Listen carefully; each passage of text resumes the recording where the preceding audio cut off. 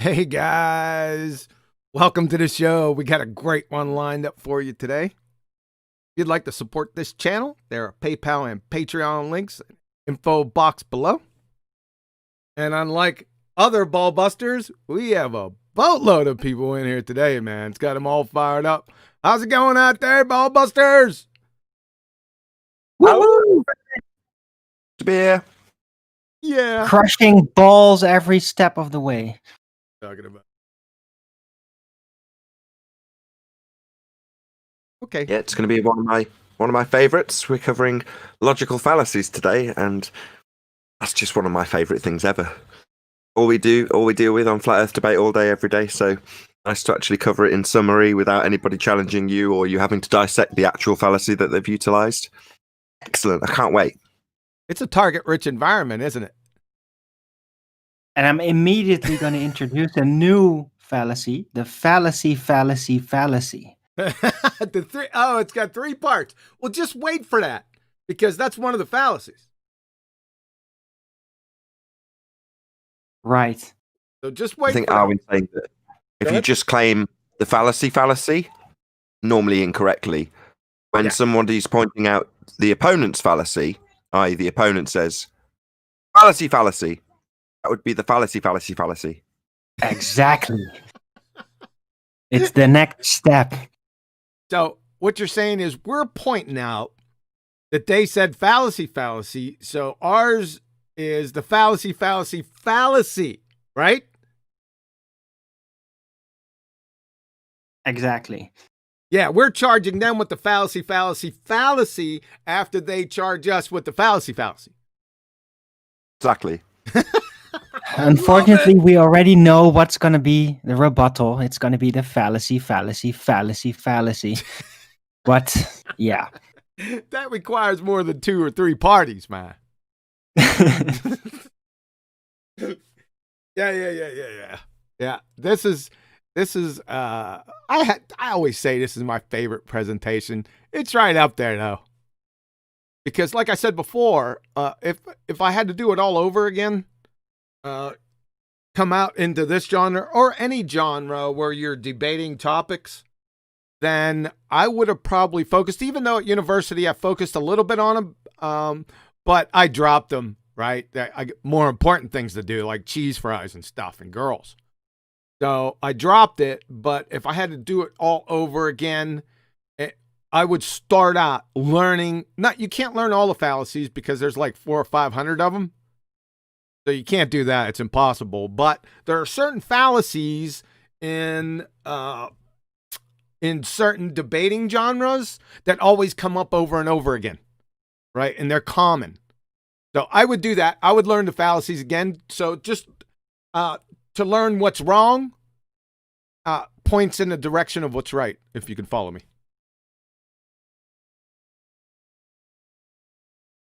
As this is a BALLBUSTERS show, it's about fallacies. Can I start with a fairly bold, logical fallacy-related statement about sphere Earth? Sure. One of yours, and you might correct my attribution of this to Validation Boy after I say it. Every single claimed to be globe proof ever asserted ever will start with the assumption that the Earth is a sphere. That's known as a begging the question fallacy. Yeah, and Validation Boy, if you're out there listening, go ahead, come clean, and just tell everyone that you got that from Cathexis, right? Who got that from me? Because that's what I told Cathexis way back in the day, right? So just come on, just own up to it. Yeah, I got it from Cathexis. We can move on. Oh, and a shout out to somebody else. I usually don't mess around with the chat when I first premiere the show. Guess who typed in the chat? Smokescreen Design. How about No that? way. Yeah. Yep. Check the chat, man. I think he might be in there because he was in there earlier today. Yeah. That's an old name. Go ahead. That goes back about 5 years. I remember Smokescreen Design's response on behalf of Jaren to Red's rhetoric. Yep. And he dissects up a Red's rhetoric video, and when it gets to the point that Red's rhetoric inserts the R value into the maths, he's like, whoa! Just points out where they're inserting R into flat equations. Yeah. And just saying, well, we just assume this R here because Earth's a sphere. Exactly. That's what I remember Smoke Screen Design with. Exactly, Nathan. You got it. Yep. It was outstanding at the time. Really blew the whole thing up, man. Yep. I must have shared that video in excess of 100 times. Yeah, shout out Smoke Screen Design. Excellent work. I haven't checked. I was going to check and see if your channel was still going. Is his channel still going, Nathan? I don't know. I don't know either. I'm going to check it. I'll check after the show, but outstanding. I watched a few of his videos. Outstanding work, sir. So shout out to you. He said he enjoyed the Flat Earth model presentation. Yeah. His channel is still going. I'll post a link to one of his videos in the live chat. Cool. Yep. Can I make a comment about fallacy relations to the globe religion, to heliocentrism? Sure, but you'll probably step all over one of the ones I have, but go ahead. All right. It's just very telling that the entire globe system is all revolving about begging the question and then not even trying to reify whether that begged question is actually factual, in order to to find a route towards the iconography of it all instead of the actual reality of it all. So it's like it's the ultimate bomb of all philosophies, basically. Constantly begging the question. It could do something else, but it just persists on begging the question, because that's the way that religion works. Yeah, it's common among all religions, circular reasoning. So yeah, exactly. Arwen, you got it. Yeah. But the key is, and I always said this, the key is because we got a bunch of fast talkers here, right? And it's hard to catch these if you're not used to them.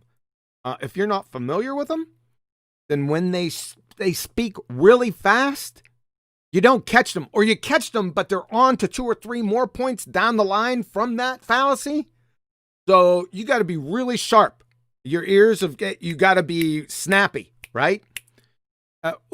And then what they do is, it's kind of clever in an Elmer Fudd way, because we're going to stop them. As soon as I hear a fallacy, I stop. Whoever's saying it, I stop them. And then they always retort with, well, you're always interrupting me.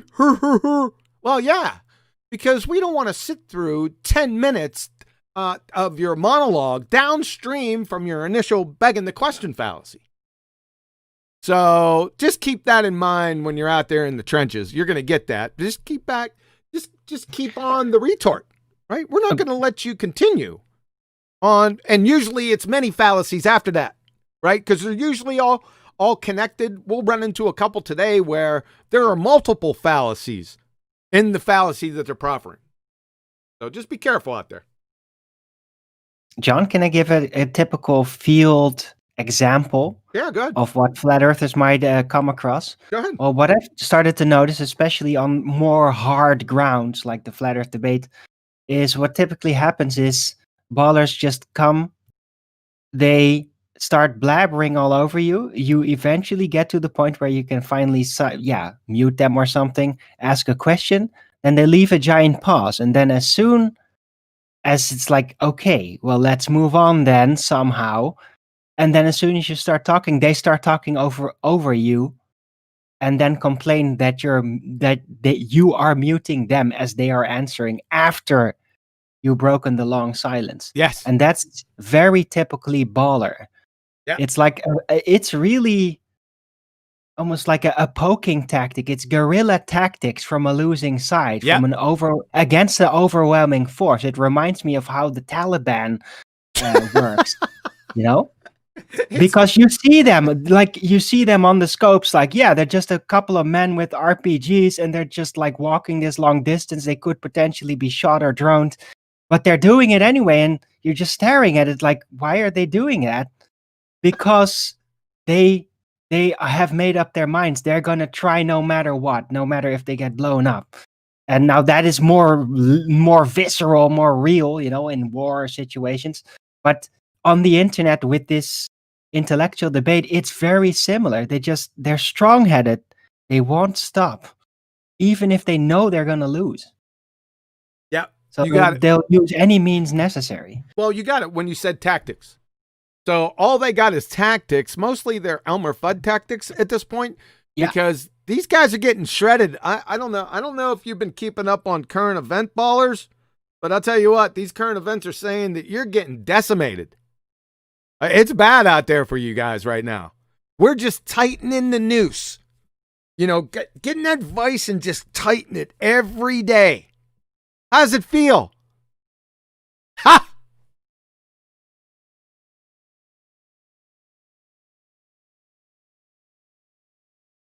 Yeah, they must hear the desperate religious harps. Like, you have to defend the dream.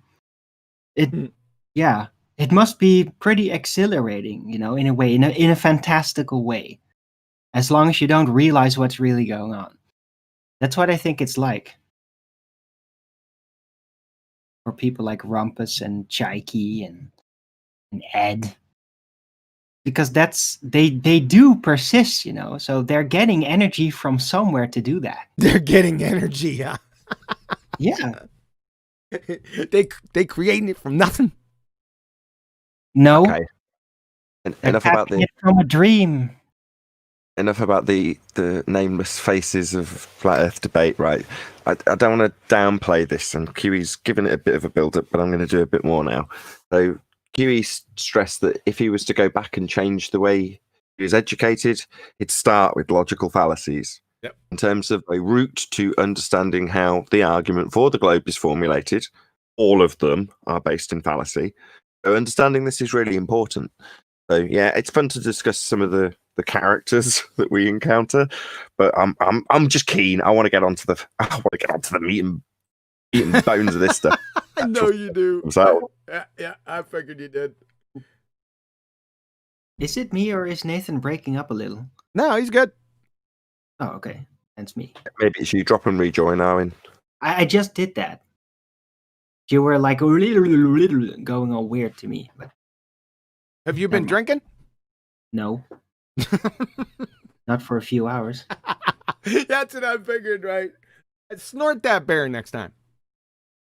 I just took an extra coffee, man.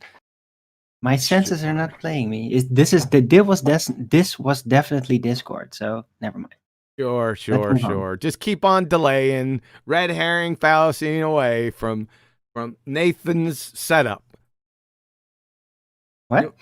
You want to try that one again, Nathan? I'm on your side. You know that, right? Yeah, I do. Well, sometimes I don't. I'm not sure, but yeah, okay.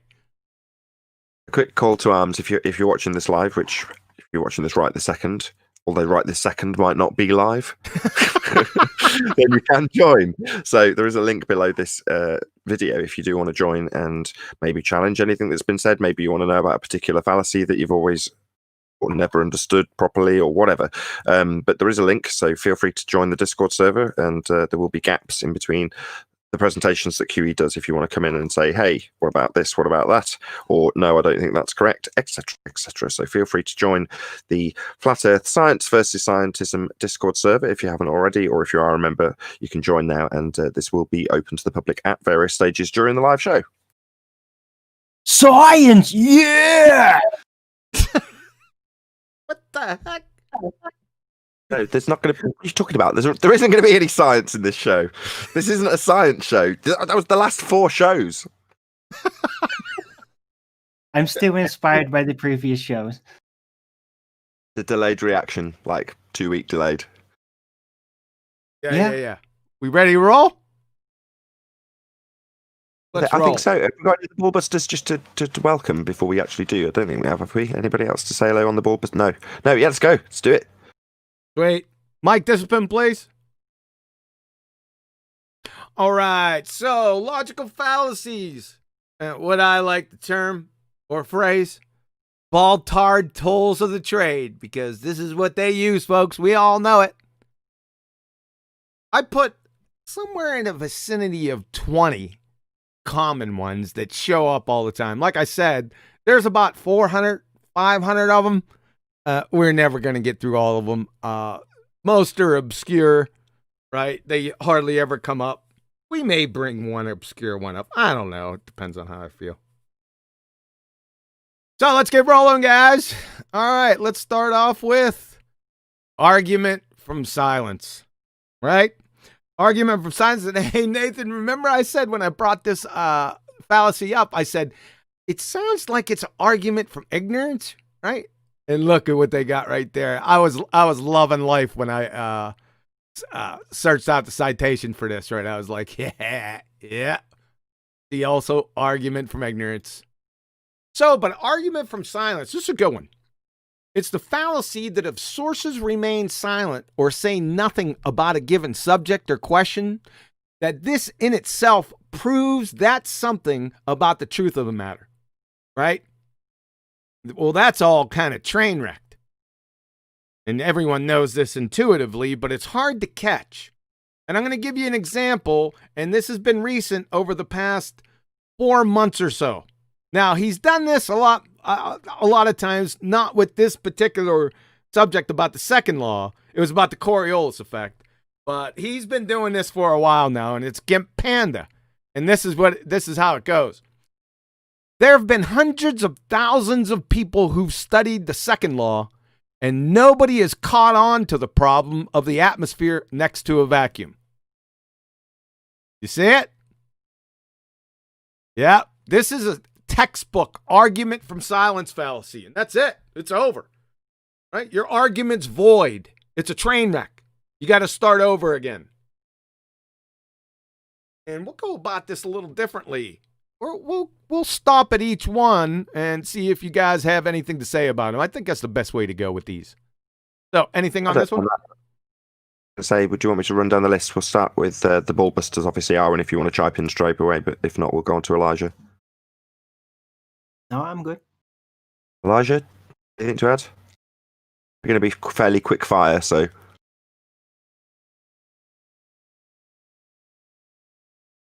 Thanks, Elijah.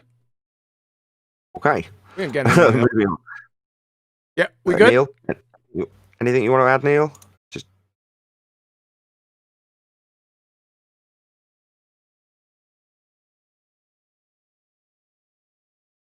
me, or I'm not hearing anything? Is it me that needs to refresh? Because I didn't hear anything either of those 2 times. No, I'm seeing them come off mute, but I'm not hearing anything. Oh, it's not just me. Yeah, log out and log in again. Yeah, that's what I would do. Yeah, he's doing that right now. I'll do that too.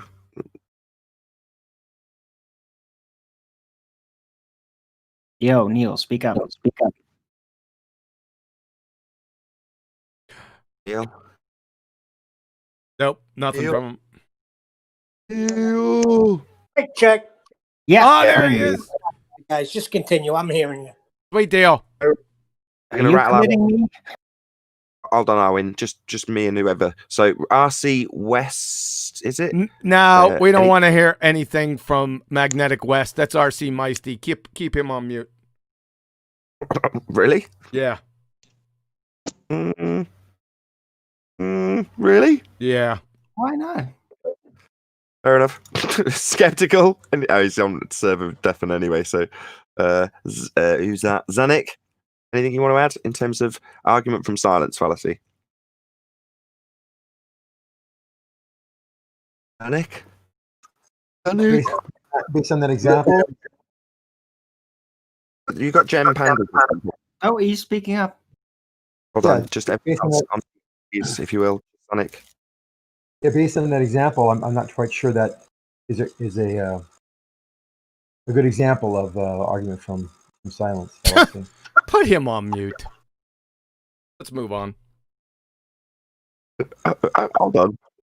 You just don't think that's a good example of it? Is that anything more to add before I stick you back on mute and we'll move on? Yeah, I mean, who said that? We have a the name. I would definitely like to argue that person for that point and see what they really meant out of, to take it in context, but that's just me. Shut the hell up. Put him on You have a mute. point? Hold on. Okay. Hold on. Okay, we've got everyone. We've got everyone. Let's move on. Next point. Listen. I don't want to take... We're not going to go for everyone in the hangout, just the BALLBUSTERS. Now, those knuckleheads can chime in at the end if they want, but I don't want to hear them during the presentation.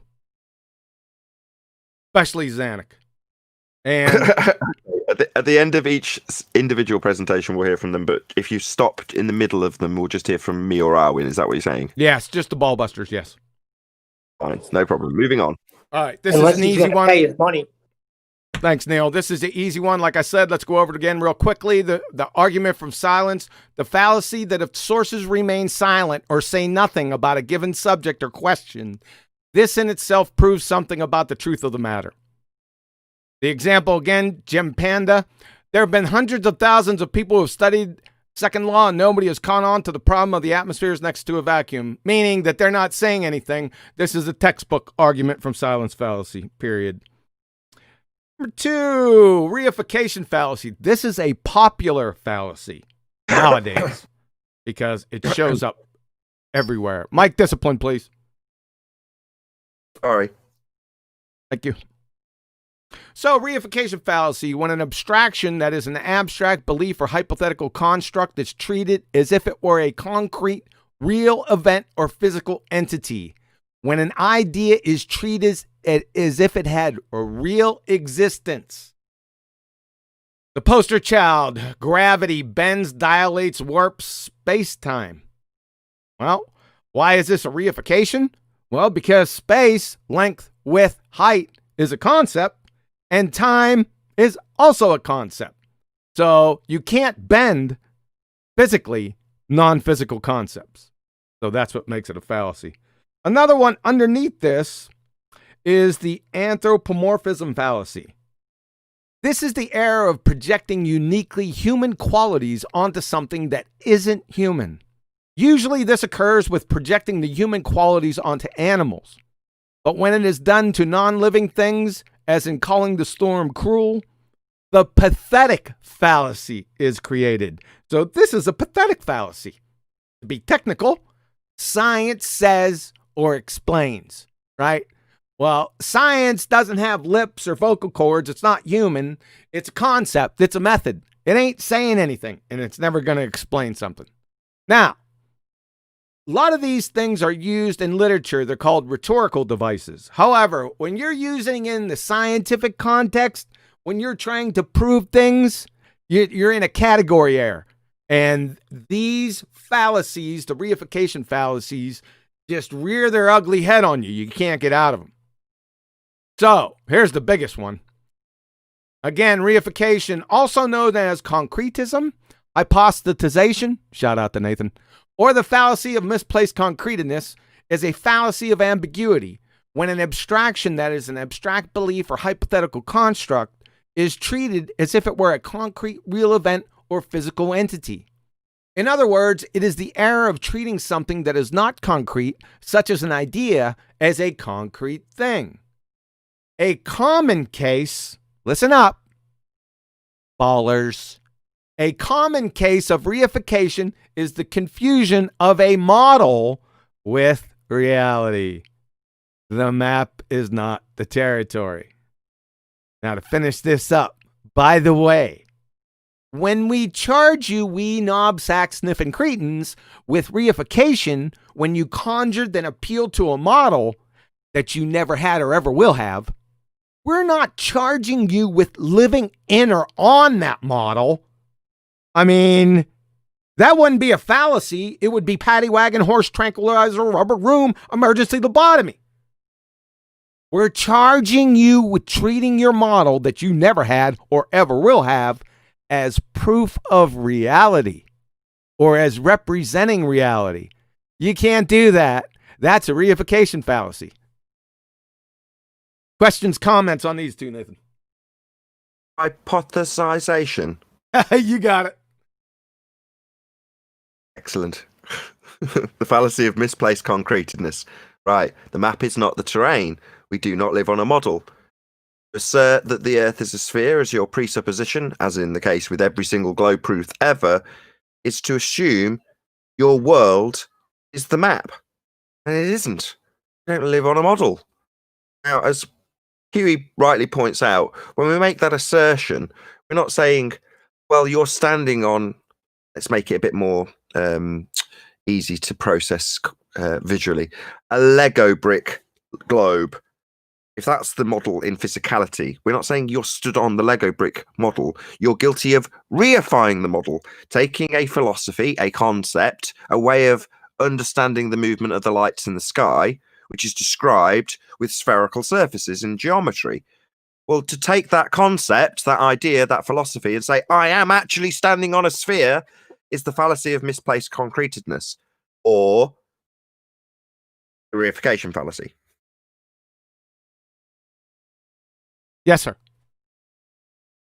Or a hypothesization. Hypothesization. Yes, sir. Hypothesization or hypothesization? No, hypothesization. Hypothesization. Hypothesization or hypothesization? I just told you. You've been drinking. No, stop saying that. It's hypothesization. Here, let me show you. Right. Hypothesization. Here, see, this is how it's spelled. I'll never say it right. The hypostaty. Right. If we keep saying it enough, it'll lose all meaning. Yeah. It's just an inside joke between me and Nathan. It's like metastasization, except it is hypothesization. Right? Same. I suppose verbal you could think of it that way. construct. Yeah. In a morbid sort of sense, yes. Just All a right. verbal construct. All right, anything with reification? Because they reify everything now. It's not only models. I mean, we catch them now with anthropomorphizing a whole bunch of stuff. Well, they're jumping clouds and rainbows constantly.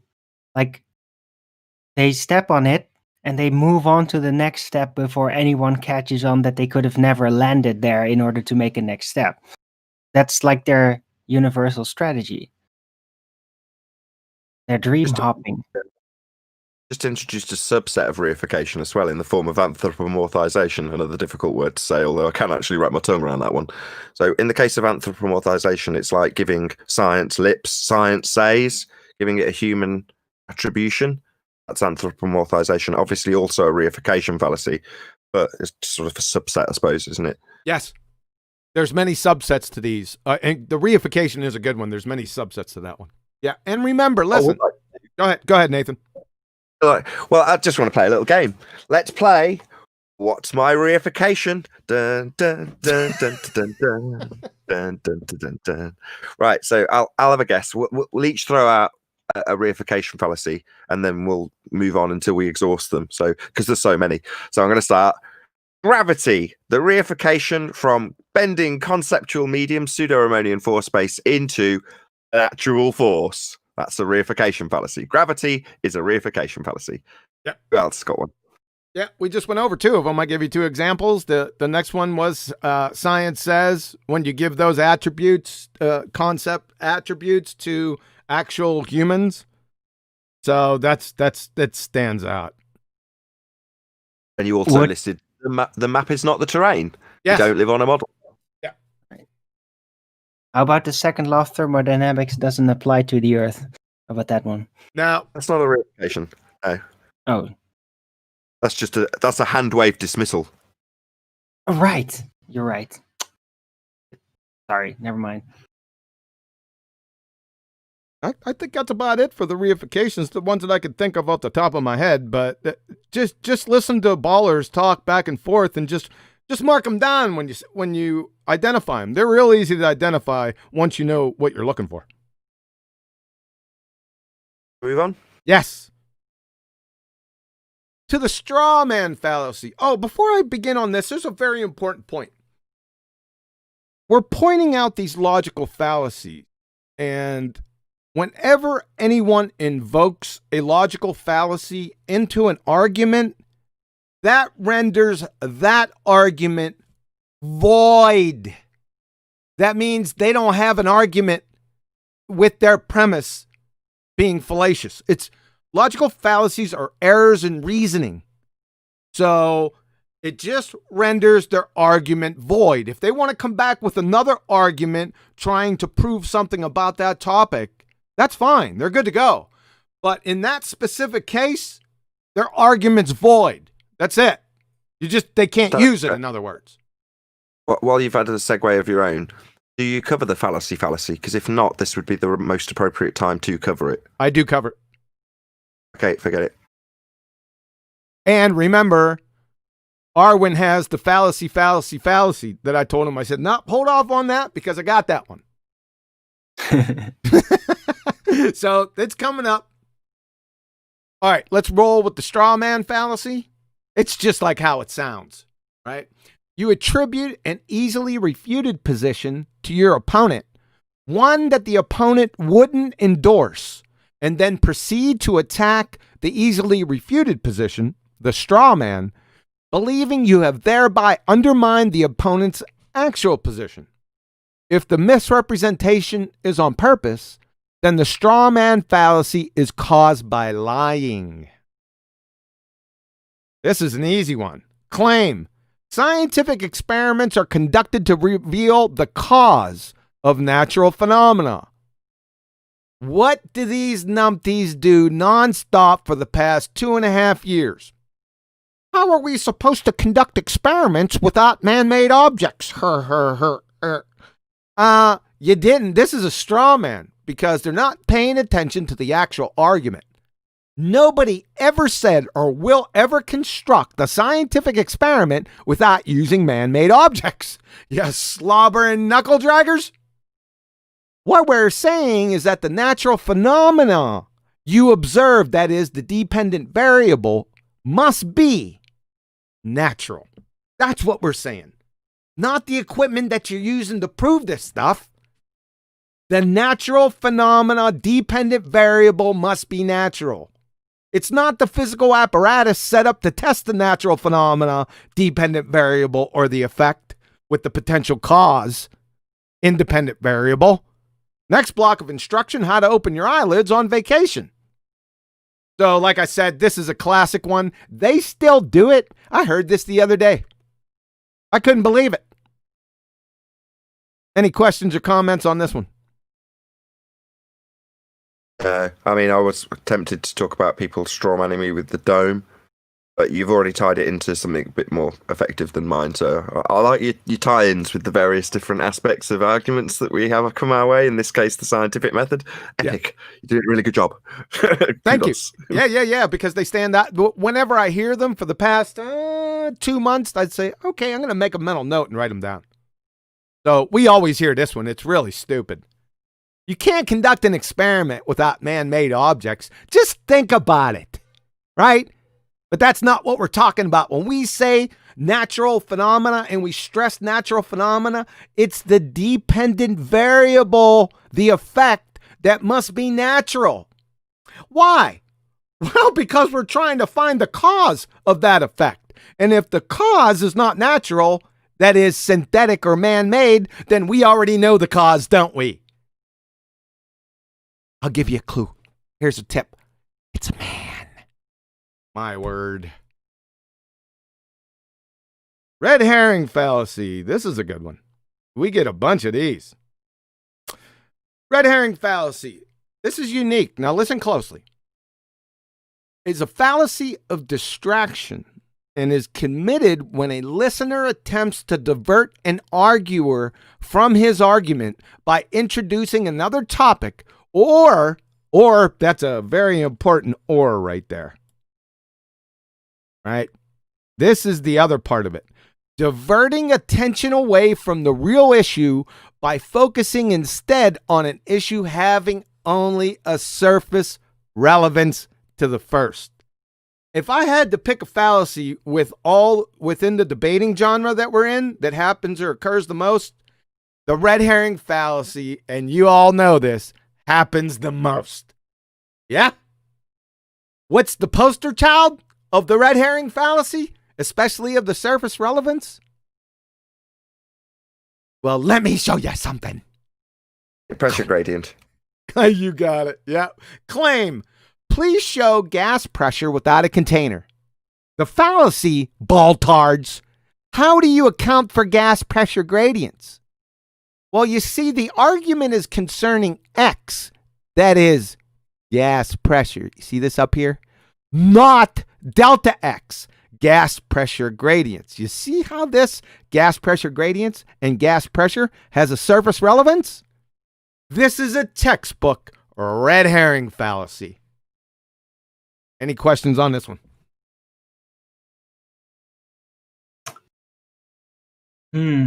So I'm just wondering, like, how much of a difference is it with like a straw man then in this case with the pressure gradient? They're very 'Cause I close. always thought the red herring fallacy was really more like a tactic to bring in something, not even as a response, but to just bring in something that would distract away from the actual argument.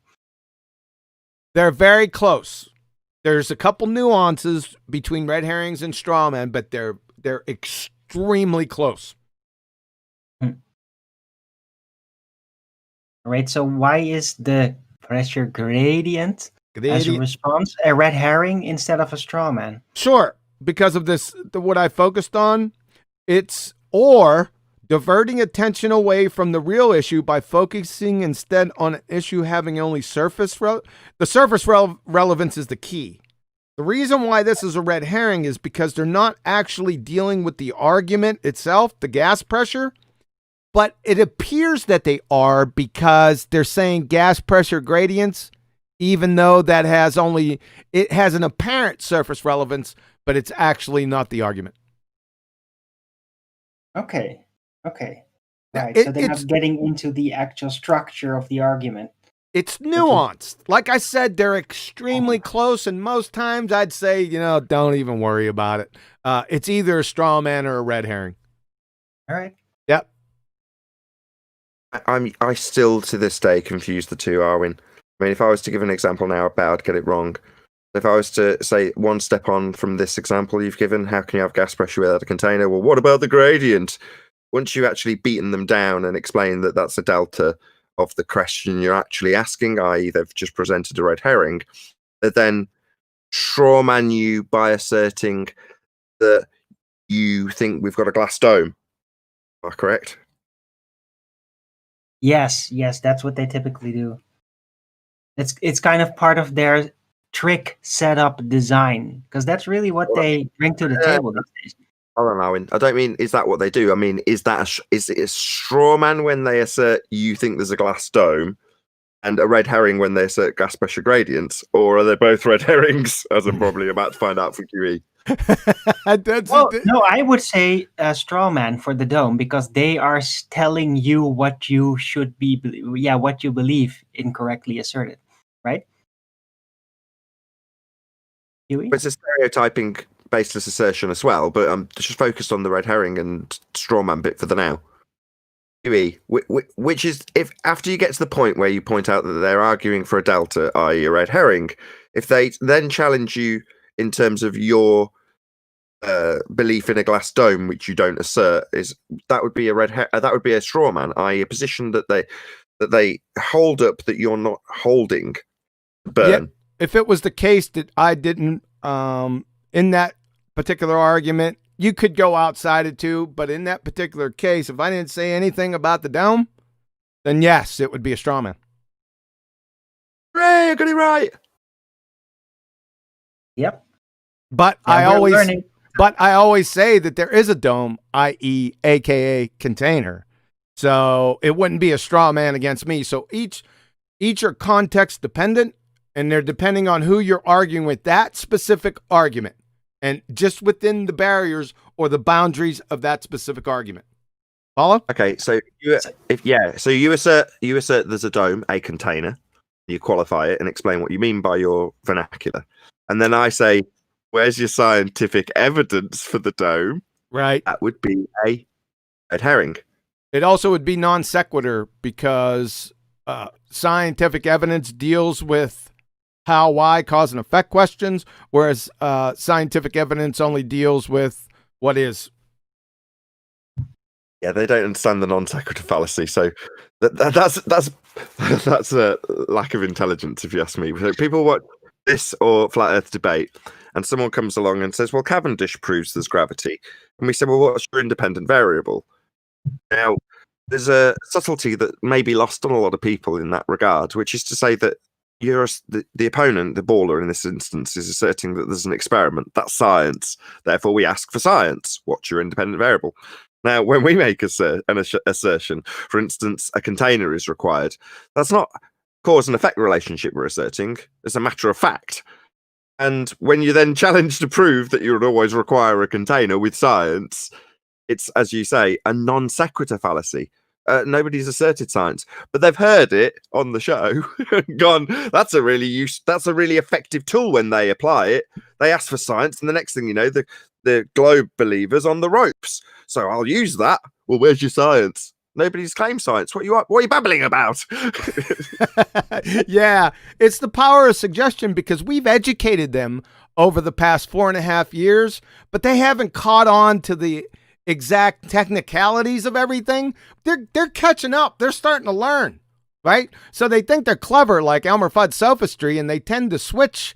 They tend to turn what we use against them on us and say, "Well, where's your scientific evidence?" You just stepped into a landmine non sequitur, right? Because it's non sequitur. It doesn't. I didn't put that fallacy in here because I think it's self-explanatory. Non sequitur is the conclusion doesn't follow from its premise. It's not connected to it whatso friggin' ever. So there's many non sequiturs out there. Right, quick shout out to Rob Keane, who says, "Permission to speak, sir." Just because there's probably a gag attached. Go ahead, Rob.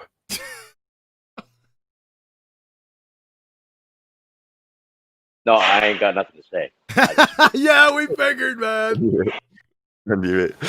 Okay, I'll pop you back on mute. Thank you very much for the super chat. I like how concise he is, though. I love conciseness, man. When he first did that gag, I was in pieces. Oh, me too. I was done. Yeah. 2 minutes of fapping to figure out how to get him off mute, and his super chat had been and gone, and then he'd moaned about his super chat, and then he got off mute, and he was like, long pause, I got nothing. Yeah. I was done for the day. I was laughing about that in the evening. Yeah, me too. I was crying. That was we brought it up last week, last Tuesday too, when he was in there. It's too funny, man. But I tell you what, I love the conciseness, man. More concise you are, that's my love language. Consistency. All right, so let's continue, and we'll be very concise. Now, this one is highly prevalent also, the equivocation fallacy. Now, a lot of people confuse this one too. But an equivocation fallacy is the illegitimate switching of the meaning of a term that occurs twice during the reasoning. It is the use of one word taken in two different ways. What is the prime word that you can equivocate till the cows come home with? Theory. You got it. Go ahead. Theory. Theory or one other one? Gravity. Why? Because they're two different versions. So, the statement leading out, scientific theories are the result of validated scientific hypotheses. However, in colloquial terms, theories are just abject speculations. Like, my theory is that white dwarfs are caused by luminescent gerbils.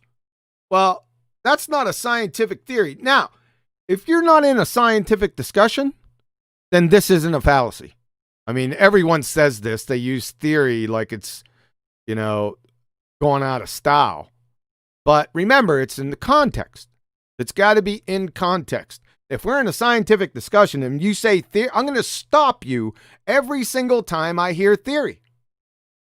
And you know this because it's happened about 10,000 times in the past 4.5 years. The other example, like I said, the rumpus does this all the time with gravity. The force of gravity bends space-time. Do you see the equivocation here? Force appealing to essentially the universal law of gravitation, which has been debunked. and space-time bending. The universal law of gravitation has nothing to do with space-time bending. This is an equivocation fallacy. It's hidden, but it's hidden in plain sight. You got to be ready for it. Questions, comments? Epic, yeah. It's something that I used to get confused with as well and call it false equivalence. And it isn't. It's, as you say, it's using two meanings for one word. And in this case, there's two different gravities. Yeah. And when you say the force of gravity, okay, instantaneously you're talking CV Boys, Reverend John Michelle Cavendish gravity as soon as you say the force of gravity. Yes. Well, that's Euclidean. They took in 3 space. Yep. And then as soon as you say bends the conceptual 4th dimension of space-time, well, that's a completely separate gravity. Yep. It's a word that's got 2 meanings.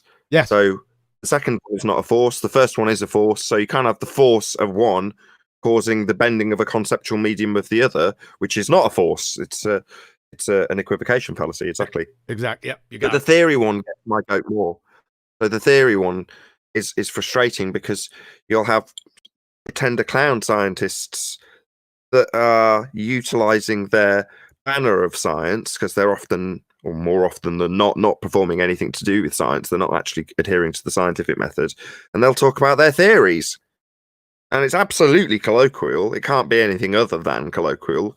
But when they've marked on about science for a few minutes and you hear the word theory, it conjures the idea of a scientific theory, something that's actually been validated by way of experimentation. That's what a scientific theory is.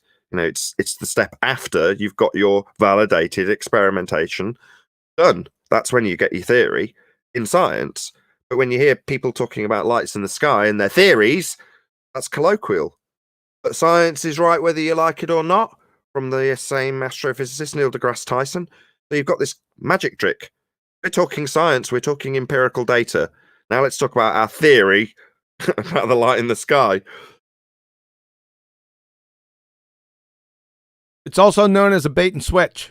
Sorry, I forgot to put that in there, but I just did type it in there. So they bait you with one definition of that single word, and then they kind of slip in the second meaning. Yeah, it's a bait and switch. Classic. Oh, you've reminded me of another one, probably the most common recent one, which is refraction. That's another equivocation fallacy.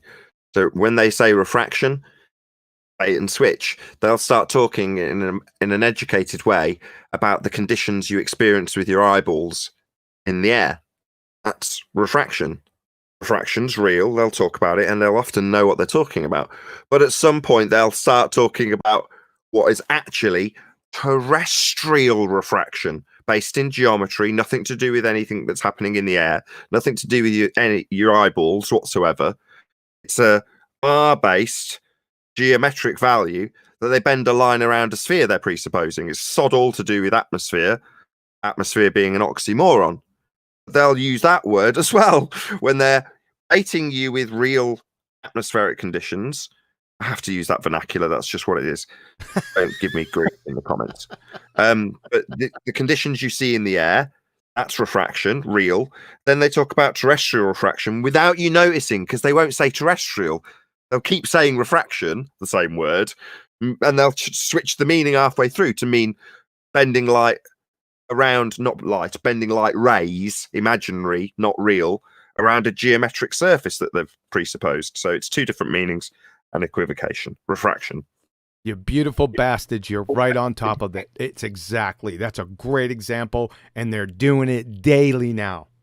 So our argument is we're not challenging that light refracts. That's not what we're challenging. But as soon as you invoke refraction, you're speaking to terrestrial refraction, especially in the context that we're in, right? Atmospheric, which is a contradiction in terms. Atmo means air or gas. Sphere is a shape. That's a contradiction in itself. So, yeah, good one. And they're using it daily now. Boy, I'm catching them out every single time. Did it last night. It was fun.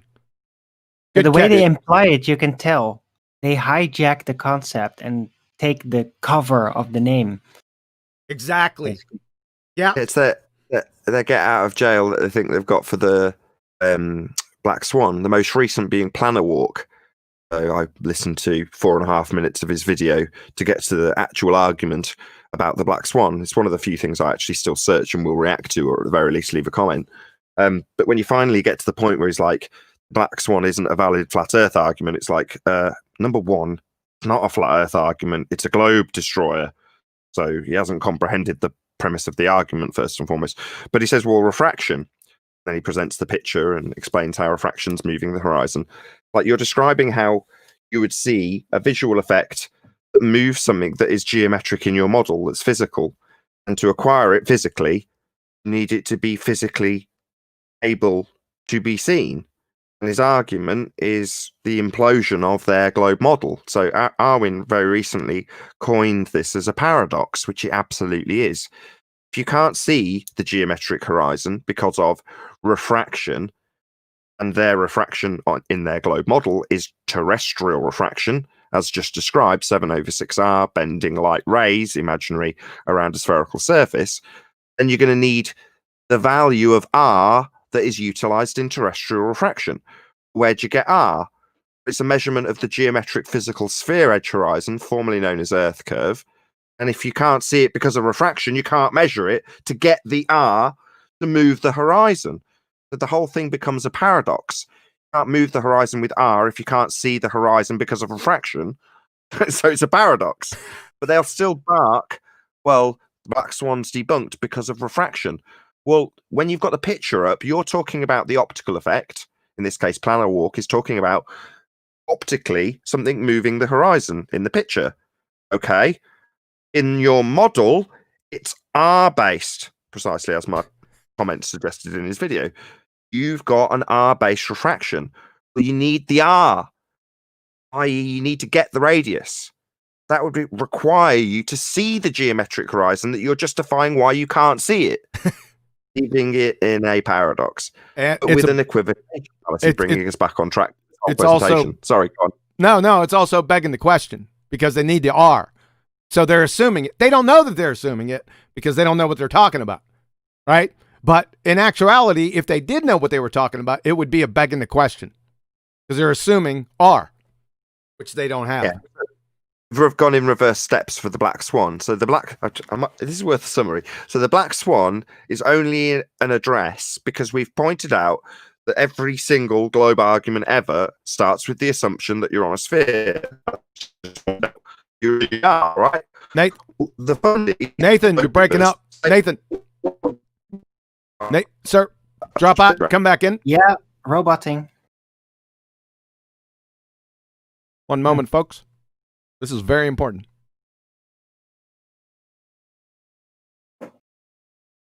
Welcome back. Yes. Continue.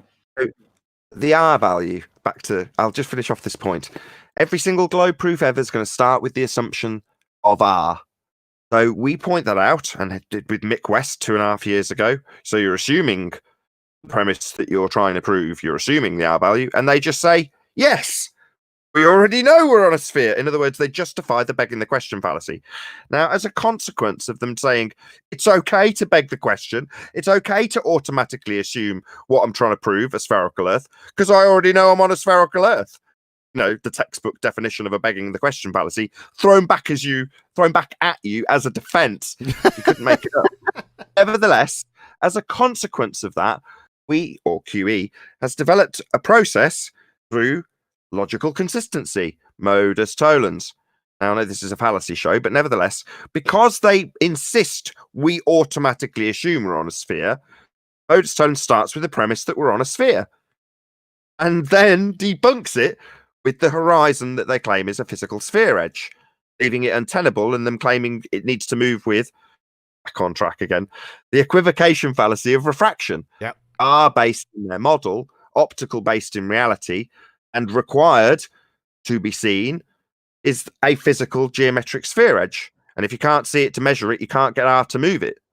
So again, they use the equivocation. Watch out for the bait and switch. This is why I'm laboring this.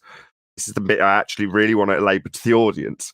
When you hear refraction, know instinctively that they've got their refraction on the globe, 7/6R, and it needs R. If they're moving a horizon that gives them R, they've left their model in a paradox. Can't use R to move R unless you can see R. Yeah. Yeah, exactly. Exactly. You got it. Yeah, you're all over it. Has a couple more problems with it, but I don't need to belabor that point. Yep. And don't let them say, so you deny refraction. No, we don't. Light refracts. We just deny your R-based refraction because you don't have an R, terrestrial refraction. Thank you very much. And then watch the implosion. Got it? Good? We good with this one? But another call to arms. So there's 117 people watching. Woo-hoo-hoo! Woo-hoo. Please share the show. We get very little publicity from YouTube. If you don't share the show, we don't get exposure, and Quantum Erase channel does not grow. So, you know, this isn't going to reach newbies. If you're watching and you've got a Facebook or a Twitter, please share the show. Same if you're watching on my channel, much more importantly, in fact, share the show if you're watching on 1930. The Equivocation Fallacy. Ass is also one, though, right? Yes. Well, no. Watch out, because this is where problems start to arise. The difference between two different words having the same definition and the same word having two different definitions. Follow? Yep. So be careful with that one. You have to work that one out in your mind. So just get the equivocation fallacy. It's a single word with two different meanings in a single argument. It's a bait and switch. Good? All right. We ready to roll the next one? Yeah, I think so. Arwin, we all good? Yeah, sure. Ad hominem fallacy. Now, this seems benign. I'm going to do it out of principle because we busted a lot of people with this one. Because they just ad hom. No. So let's discuss what this thing is first. Ad hominem fallacy, also known as personal abuse, personal attacks, abusive fallacy, damning the source, name-calling, needling, refutation by character. Listen closely to the description, however. It's attacking the person making the argument rather than the argument itself, when the attack on the person is completely irrelevant to the argument the person is making. So it's in lieu of an actual argument, an insult in lieu of. Follow? So claim scientific theories are the result of validated scientific hypotheses. The fallacy, come back, you're a moron. See, the person didn't deal with the actual tenets of the argument. He just floated an insult. That is an ad hominem by definition. Now, if somebody systematically refutes your claim or argument by and through which demonstrates that you're a numpty, dipshit, a numpty dipshit, retard Burke, a wee knob sack sniffing cretin, liar or pretender clown, etc., then assesses you and announces you as one or more of the previous characters, then by definition, it's not an ad hominem. You get it? Questions or comments? Quick on this one.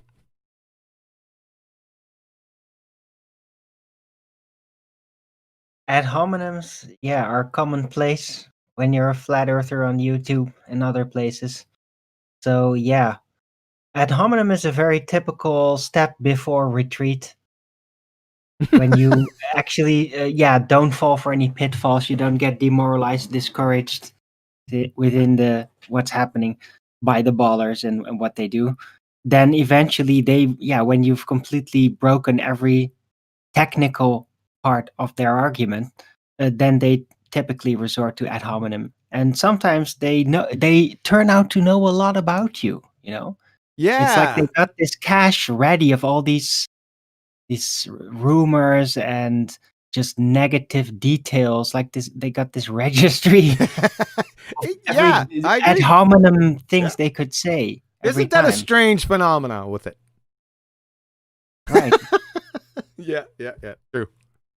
There's also I would say, an implied ad hominem, like you don't understand.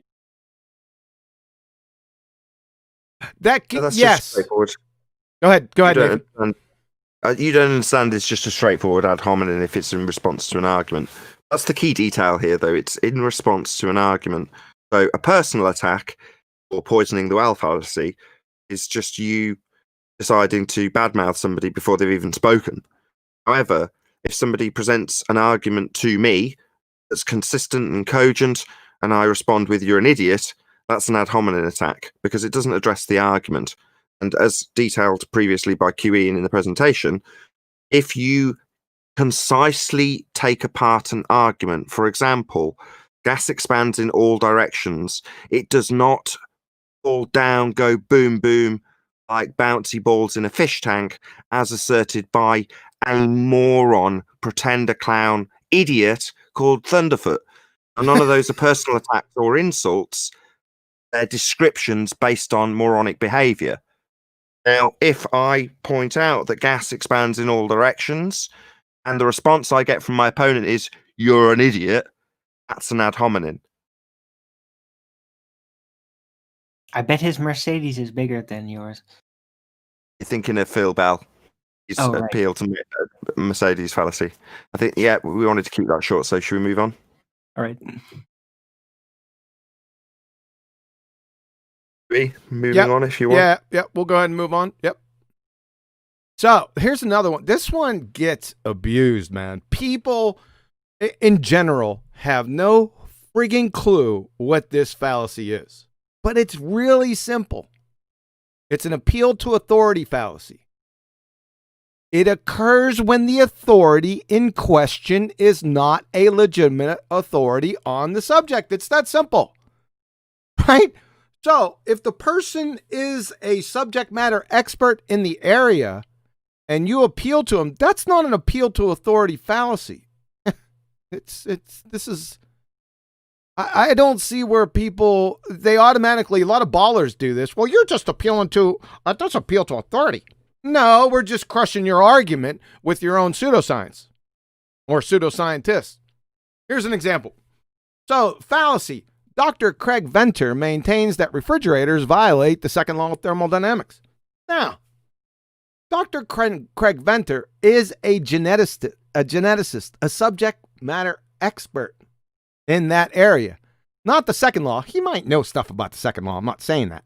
What I'm saying here is, though, if we were going to call him to the stand in court and talk about refrigerators, I would probably say Dr. Craig Venter is probably not somebody who you're going to want to go up on the stand. Okay? So the opposite of that, not a fallacy, if I appeal to Dr. Craig Venter for his subject matter expertise in genetics, that's not an appeal to authority fallacy. If the above wasn't true, then every expert witness brought into court to testify could legitimately be objected to for appeal to authority fallacy, Your Honor. Dismiss his testimony. Does that make any sense to you?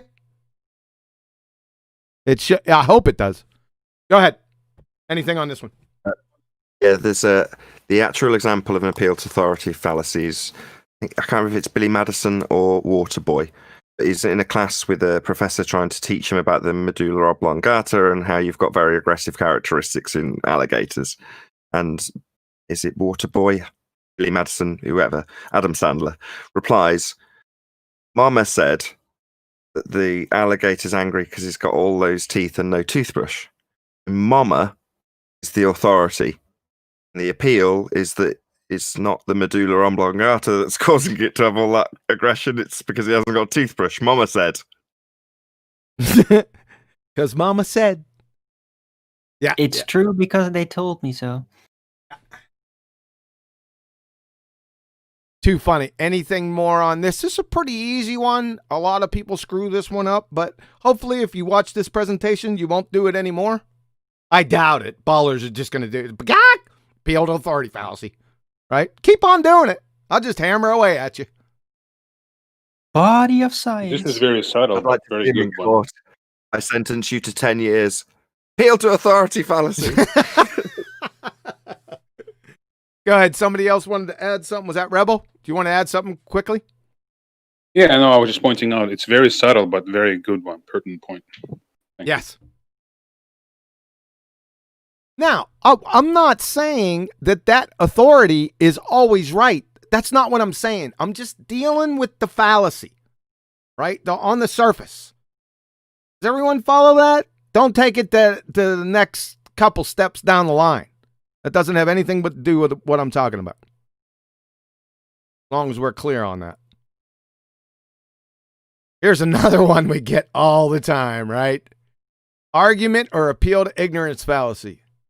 This is an argument for or against the proposition on the basis of a lack of evidence against or for it. Simply. Example, dark matter is created by invisible three-toed gnomes throwing pixie dust in a black hole behind the Crab Nebula.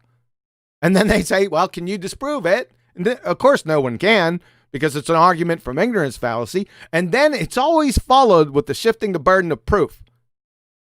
Therefore, it's true, right? They'll shift the burden of proof. We'll get to that one here coming up. But like I said, some of these come in combination.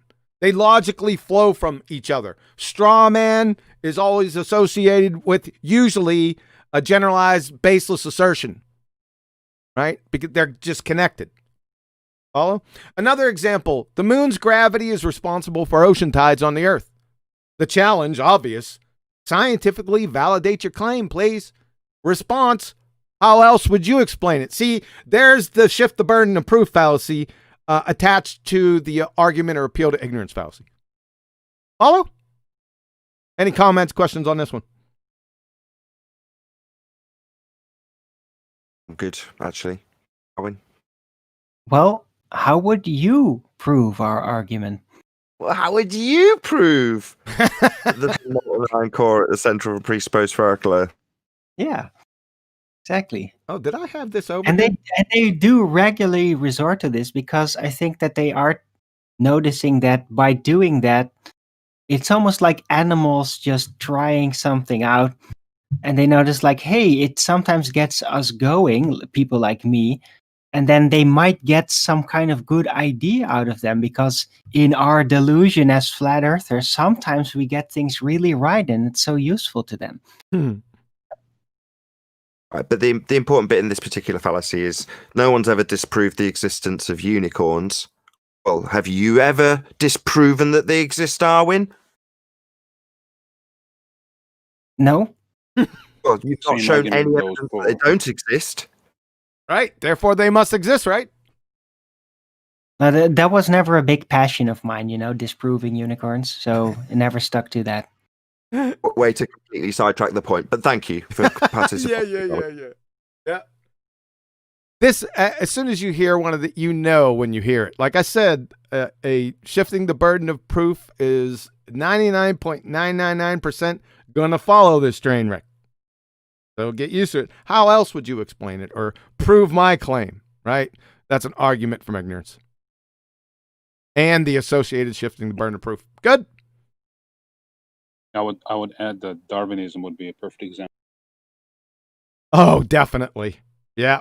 It's chock full of them. Agreed.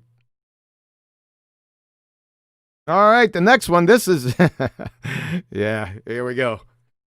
Circular reasoning or begging the question fallacy. This occurs when the premises include the claim that the conclusion is true or directly or indirectly assume the conclusion is true.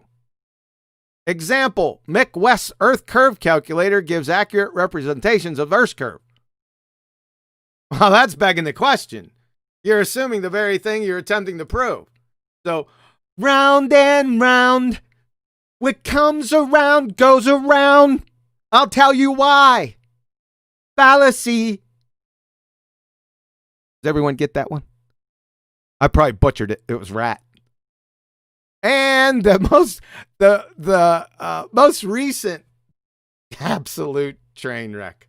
In response to geodetic surveying proving Earth curvature, bite the tight shirt Craig.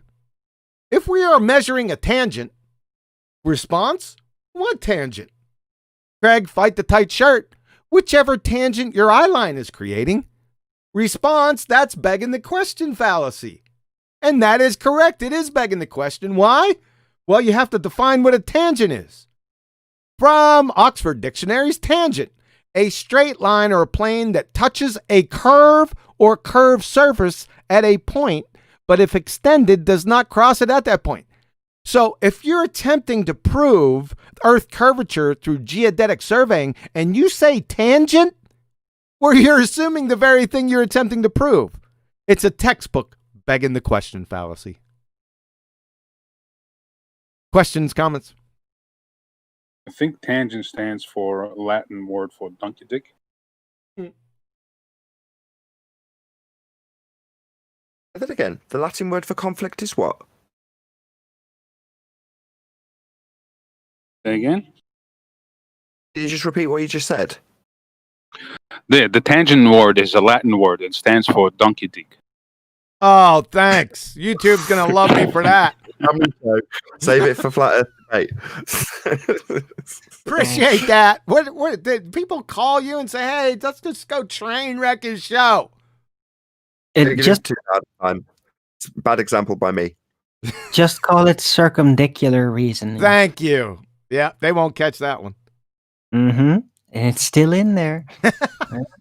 Yeah. So this had just happened to Craig Fight the Tight Shirt. This was a belly laugher, by the way, Craig, if you're listening. Hello. What made that worse was that prior to him actually utilizing the fallacy and saying the word tangent, I tried to pin him down already with geodetic surveys. I was like, well, they're measuring a tangent plane, right? And he just wouldn't have it.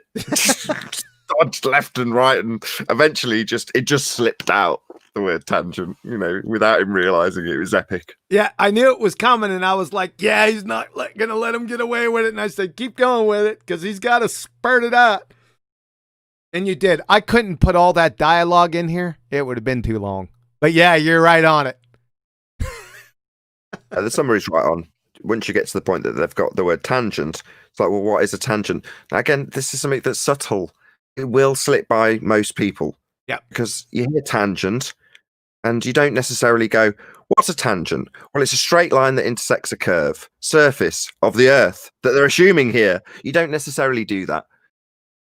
Yeah. You should. I got a short question, a fallacy question.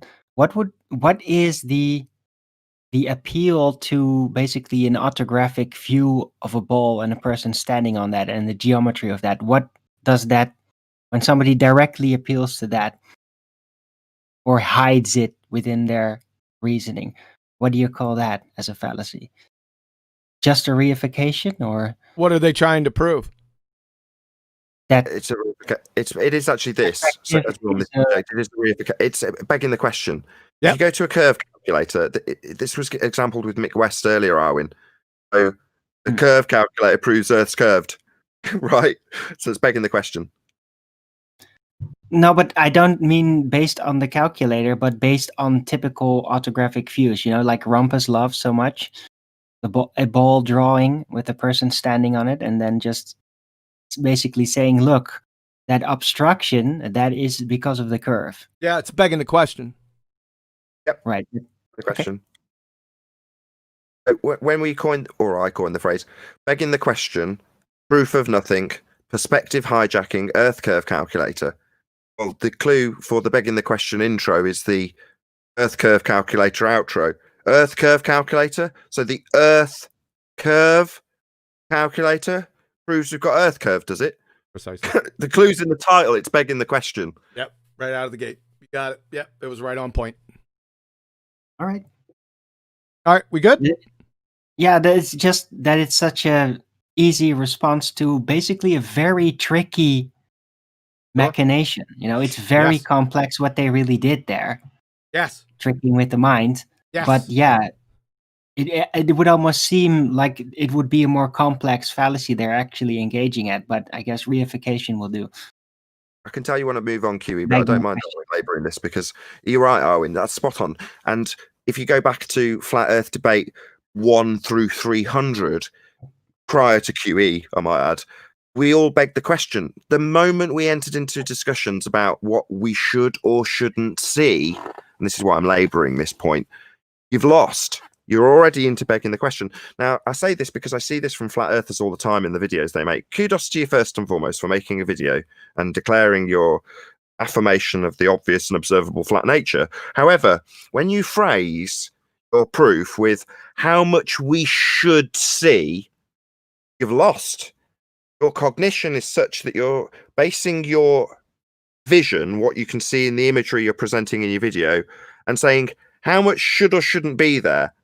And the yardstick is the reification and begging the question fallacy of a globe earth model. So you're saying we see more than we should. Well, the we should bit is we should on a sphere model. And most people, again, they haven't quite cottoned on that when they're phrasing it in such a way, they're giving half the battle away to their enemy, because they're saying we see this much and it's more than we should or shouldn't based on the model. Because all that does is give your opponent the opportunity to say, no, if you apply refraction in the model, we should see, because they're into the model already, you've begged the question for them, this much based on the model. Now we're all definitely assuming we're on a sphere, because we're basing it on how much we should or shouldn't see on a sphere. So just, if you're watching this in a flat earth or making flat earth videos, stop begging the question on their behalf. Stop telling your audience how much we should see based on a sphere, because that isn't what we should see. What we should see is based on what our eyeballs present us. And that's why it's obvious and observable that the earth is flat. And how much should be seen is dictated by your bloody eyeballs, not by what a model says should be obscured if you reify the horizon into an obstruction. But that's what you're doing with your maths when you tell people how much further we can see today. Further than what sphere model reified tells you. Just, please, I beg of you, flat earthers, stop reifying the model for them. Hold on, Nathan. Oh, Hold on. Lord. Because, yeah, how are you going to present a black swan if not begging the question? It's part of it. But then you can, yeah, that's basically the process of pointing out a black swan. You know, you have to do that. It's not begging the question. It's a conditional statement. It's part of Modus Tollens. It's not begging the question. No way. Right, Yeah, but if you're just presenting a black swan argument, then yeah, those are parts of the steps of what you're going to be saying. So, like, you're not trying to discourage people from presenting black swan proof, right? But I would personally argue that it would be wise to immediately include with it that terrestrial refraction, which is like the last rebuttal to it, is a paradox. So there's the black swan and there's the paradox of terrestrial refraction. Right. You present them together, there's nowhere to go for the ballers. That's my advice. Unsolicited advice. You know what my rules are? My refrigerator rules for unsolicited advice are? We'll get to that later. Wouldn't you agree? No, it's not that I agree or disagree. I don't want to stay here. I want to roll on. Let's roll. All right. So, and then we're going to get right into this. So, we're going to talk about formal deductive logic, and we're going to use Modus Tollens and Modus Tollens. We're also going to use their corruptions, right? Just go over them briefly, then I'll give you some examples here. So we got a Modus Tollens. It's formal. That means form. It has a form. If P, then Q, P, therefore Q. The corruption of this is the affirming the consequent fallacy. If P, then Q, Q, therefore P. You see the corruption, right? Because the second statement is P here in the Modus Tollens, and there's a switcheroo right here. It's that easy. It's hard to catch, right? You got to be very attentive and be familiar with the forms, right? When they say formal logical fallacy, that doesn't mean that you're wearing a tuxedo in a formal debate. The form is this. If P, then Q, therefore P, therefore Q. That's form. It's based on form. That's what they mean by formal logical fallacy. Because some people, ballers, think that because it's a formal logical fallacy, then if they employ a formal logical fallacy and it's just in a casual discussion, they don't think it's a fallacy then. I don't know where that comes from. It comes from some diluted hash resin friggin' concoction between their ears, because that's one of the stupidest things I ever heard. Gimp Panda and M. Scott Veach. You clowns. But I digress. Now we move to the modus tollens, right? If P, then Q. Not Q, therefore not P. We all know this one. I've been screaming over this for the past almost 10 months. The corruption is denying the antecedent. So look at the corruption now. If P, then Q. Not P, therefore not Q.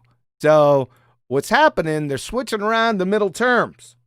And that's corrupting the deductive logic, right? I'll give you a couple examples here. So, affirming the consequent, like I said, I stressed formal, the formal logical fallacy. If P, then Q, Q, therefore P. In the evolution genre, if evolution is true, P, then insert any Darwinian grab bag post hoc observations, fossils, homology, similarity, genetic variation, and others, Q. Well, we observed the post hoc observation, Q, therefore evolution is true, therefore P. Classic affirming the consequent formal logical fallacy. Now, to get back in our genre, if the spherical Earth with a radius of la la la is true, P, we will observe differing elevation angles of the stars, la la la, Q. Well, we observe differing elevation angles of the stars, Q, therefore the spherical Earth is true, therefore P. Affirming the consequent formal logical fallacy. That means from this point, your argument is void. Try again. Why? Well, because the logical fallacy is that P doesn't necessarily follow from Q. For example, if I had just eaten a whole pizza, P, I would feel very full. Q. I feel very full. Q. Therefore, I have just eaten a whole pizza. Therefore, P. Well, couldn't I have eaten a 20-ounce ribeye with fries or the old 96er? Prove the spherical Earth first, crayon munchers. Denying the antecedent. Formal, again, based on form. Formal logical fallacy. If P, then Q, not P, therefore not Q. If they are buried together, P, then they both existed together, Q. They are not buried together, not P, therefore they didn't exist together, therefore not Q. Well, that's a train wreck, right? We don't usually get the denying the antecedent in this genre. This is more evolutionary type of thing, but I'm still waiting. Another example, if you give a man a gun, P, he could kill someone, Q. He has no gun, not P, therefore he can't kill anyone, therefore not Q. Follow? You got to be sharp with these guys. Questions, comments on these? Yeah, you've got to sometimes tie people down to their actual claim when it comes to affirming the consequent or indeed denying the antecedent, because they'll often hit the burden of proof and make you explain an assertion that they've not yet made as a claim. Now, this is going to be a bit of a mouthful, but I will explain it. So, for instance, if you're a flat earther, you will have heard, how do you explain the star rotation in the southern hemisphere? So what's actually happened there is you've got a begging the question fallacy, which is hemispheres, and then you've got a burden of proof reversal fallacy being put on you to explain something. But the trick is to actually recognize not the begging the question fallacy of hemisphere or the burden of proof reversal fallacy, i.e. you're being challenged to prove a claim you've not made, but actually get your opponent to make their actual claim. Because the claim, as you've just heard in terms of the declination of stars, but I'll use star rotation just because that's what I've started with. Their actual claim is, if the Earth is a sphere, we will observe southern hemisphere star rotation. We observe southern hemisphere star rotation, therefore Earth's a sphere. So it's an affirming the consequent formal logical fallacy. But at the point that you get challenged to explain southern hemisphere star rotation on a flat plane, you're already like, how do I explain this? How does this work on my model? Or things of that nature. And if you recognize that hold on, I've not made a claim about how star rotation proves the flat Earth. Why am I having to justify this? Yeah. You might, if you're lucky, get to the point where you can demand your opponent actually explains it. But when they do, they'll get to this, the formal logic of their claim when it comes to the stars. And they're going to beg the question that Earth's a sphere, with the word hemisphere, and put it into the formal logic. If Earth's a sphere, star rotation, therefore Earth's a sphere. Yes, sir. Yep, sounds very familiar. That's it. Don't Well, get many antecedents. I'm with you, because when I first heard it, I got all excited. I was like, oh, I like that fallacy. Oh, I can't wait for someone to use it. And then no one ever used it, and you had to show me one where Toady used it. Yep. Well, these fossils and this whatever dinosaur bone isn't buried together, therefore, obviously, they weren't in existence in the same time period. And you're like, here you go, here's an example of a denying the antecedent. We just don't get them very often, if ever, in flat Earth versus globe Earth. It's an evolutionary argument, right? Mm-hmm. Yep, but Can I say my something? ears are perked. Yeah, go ahead, Neil. Well, this is the one that my son is having a problem with. And it always comes back to, but it only works on a sphere. So what do you do in that situation? I brought it just the way you said to bring it. Still says, but it only works on a sphere. That's his reasoning. There's a word for that, Neil. You're not going to like it because it's your son. Pardon my, it's called zealotry. Can't believe he's a zealot at 17. They're making him younger and younger. No, they always start out young, really, because that's when you got all the defiance spirit and not the wisdom to temper it. I'd be careful with that because they in that situation is you. I know, I was that. That's why Not I'm you, saying that. Neil. Oh. All right. He said they're making them that way. Well, who made them? I stand on the fifth with that. Yeah, right. I got you, man. Well, listen, I hate that. It drives me absolutely crazy when people say, well, it works. Number one, you have to get very specific with each claim. So you just generalizing, saying it, well, it only works on a sphere. That means that they would have to have proven that it doesn't work on the opposite. And have they done that? No. Follow? Hello? Well, they try to assert sometimes on your model, on their very cheap I follow. conception of your model. Well, they would have to prove the contrary to support their claim, in other words. Well, that's what I tell him. I don't have a model. So how can you say it don't work where I'm standing on? Well, you don't even need that. They would have to show you whatever they say. Well, it only works on the sphere. Well, show us. Go ahead and get on a flat Earth and show it how it doesn't work. That's the only way they could support their claim. It's nonsensical. So the claim's juvenile. Let me quick on that, Neil. Right, next time he says that, do you want to know what you should ask him? You can thank QE for this one as well. Ask him to show you the model. Yeah. Why didn't I think of that? Yeah. Just see what he comes up with. So for the audience's benefit, they don't have a model. Now you're going to be thinking, nah, of course we've got a model if you're on the globe side. Ah, yeah. Well, there's a comment section below. I'm sure QE will approve all links. I'd like to see a globe Earth model. Show us. Not the flat Earth, Google Earth, by the way. That's a flat Earth model, just in case anybody puts Google Earth in the link. Also been renounced by all debaters on the globe side. Just thought I'd add that in too. Nice flat Earth model. Yes, sir. No drop. No drop. Just in case anyone wonders why Google Earth's a flat Earth model. No drop. No 8 inches per mile squared. Flat. All right, boys. We ready to continue? I am. Good, Darwin. Yeah, sure. My personal favorite, because whenever I support stuff and put them up against the wall, guess what I get? Cherry picking. They don't have a clue what it means. And I challenge him every single time to define it. No one in the past 3.5 years has defined it accurately. Not a single one. So let's define it. Cherry picking, suppressing evidence, or the fallacy of incomplete evidence is an informal fallacy, one without a tuxedo, where selected evidence is presented that supports the position of a single argument, while contrary evidence is withheld or omitted. Listen closely, folks.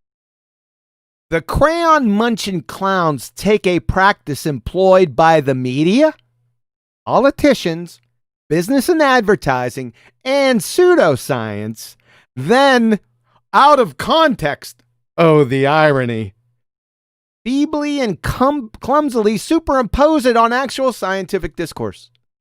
Then when the Crayola munchers get backed into a corner, which happens quite quick these days, while being bludgeoned to death with the business end of a baseball bat, they last port in the storm gas. Cherry picking. Every single baller does this. Every single evolutionist does this. Every single time. Right? You see, it's absolutely impossible to cherry pick from actual scientific literature because it's empirically proven phenomena. Here comes the rub. Listen closely, clowns. The only way that you can possibly cherry pick within a document or reference is if there is more than one conclusion within the exact same topic. You get it? If this is the case, the document is contradictory, not empirical, not scientifically valid to begin with. You following this? I highly doubt it because I've presented on this before. Connected to this, the quote mining fallacy. We all hear this, quote mining. Quoting out of context. A type of cherry picking. So we're still connected. What does it mean to quote someone out of context? After all, every quotation necessarily excludes large sections of original material, and is thus an out-of-context quotation. What makes this a fallacy, this is the important part, is to take a selective quotation which distorts, alters, or even reverses the original intended meaning. This can be done accidentally or deliberately. So what these knuckle draggers do is say, quote mining, right? They haven't even read the document yet. How can you appeal to quote mining if you haven't read that context? You don't know what the context is, so how can it be out of context? And by the way, this cracks me up. I love tells in poker because there's many of them. This is a tell that you're absolutely clueless, Dunning-Kruger pretender clown. This part right here. Posting a citation with appropriate reference isn't quote mining or cherry picking, numpty clowns. If it was, every friggin' research paper with a bibliography or works cited page would be rendered void and the authors charged with academic fraud. Following the logic from Retardia, these citations are cherry-picked, and the paper should be dismissed and the author's charge are indicted with academic fraud. So we got the delayed choice quantum eraser from Kim et al., right? Let's check it out. Pull this up, right? This is delayed choice quantum eraser, my namesake. Go down to the bottom, right? We're going to find the works cited or bibliography. There she is. So, you see all these? See, there's crayon munchers. So, according to you, these are cherry picked or quote mines. I'm not kidding you. That's what they think. Let's do another one. From the quantum eraser with the causally disconnected choice, the proceeding of the National Academy of Sciences. This is 52 violations. Let's check this one out. Just in case, this is obviously sarcastic. Obviously, reference-based citations aren't cherry-picked, just in case the tone of sarcasm hasn't been detected. So this is the reference section. We have 52 charges of quote mining or cherry picking. That's what you're saying. Let me be clear. Right? Oh, yeah. It also indicts every single encyclopedia and dictionary ever written.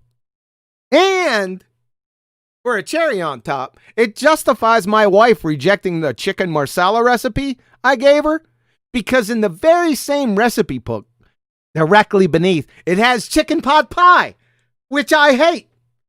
So she is on firm ground in refusing that chicken marsala recipe because the chicken pot pie's there. Makes perfect sense, doesn't it, crayon munchers? Number 2, the only way to quote someone, everyone says their quotes. You're morons. But we're going to get to the point down here in a minute. The only way to quote someone if a third party is quoted in a document. The citation will then read as quoted in. Duh. To cite with appropriate reference isn't a quote, it's a citation. Number 3, when a pretender clown fairy tales, when they implode, they immediately peel, like I said, like Pavlov's dog, to quote mining, right? Get ready to reap the whirlwind, crayon muncher. Here's my routine. And did you think you were done? You now have to support your charge, i.e. show where and how each were taken out of context. Like I said, I get metric tons of people that haven't even read the friggin' document in question. My question then, how in the world can you charge me with quote mining, taking out of context, when you haven't read the friggin' context yet? Right? Because you just forgot it. You heard it somewhere. You heard some knuckle dragger, window licking numpty say it somewhere, so you figured you'd get out of jail free, right? Think it covers your argument, covers your tail. No, it doesn't. It just indicts you further as being a numpty dipshit. This is tantamount to running up to a police officer and charging me with robbing a bank, and then when he challenges you with who, what, when, where, why, and how, you just stare at him. Yep. Thanks. This shows beyond a shadow of a doubt you haven't the first friggin' clue what quote mining is, right? Moreover, personally, I use a variation of parenthetical citation. Heard of it? Obviously rhetorical. It's practiced every day from 5th grade to the Supreme Court and is used extensively in scientific literature in support of claims. That's what you just seen before with the 2 previous papers. Irrespective that this format, the presentation format right here, isn't conducive to posting works cited pages. Duh. I don't want to have my post or presentations longer than War and Peace, so I post the citations with the appropriate reference in the body, minus a works cited or bibliography, right? I just do that for ease, right? There's no difference. I'm still posting the citation or the reference. By the mere fact that you guys bring this up is alone a screaming testimony that you've never reviewed scientific literature ever. You wouldn't know what actual science was if it landed on your face, spun around, and whistled Dixie.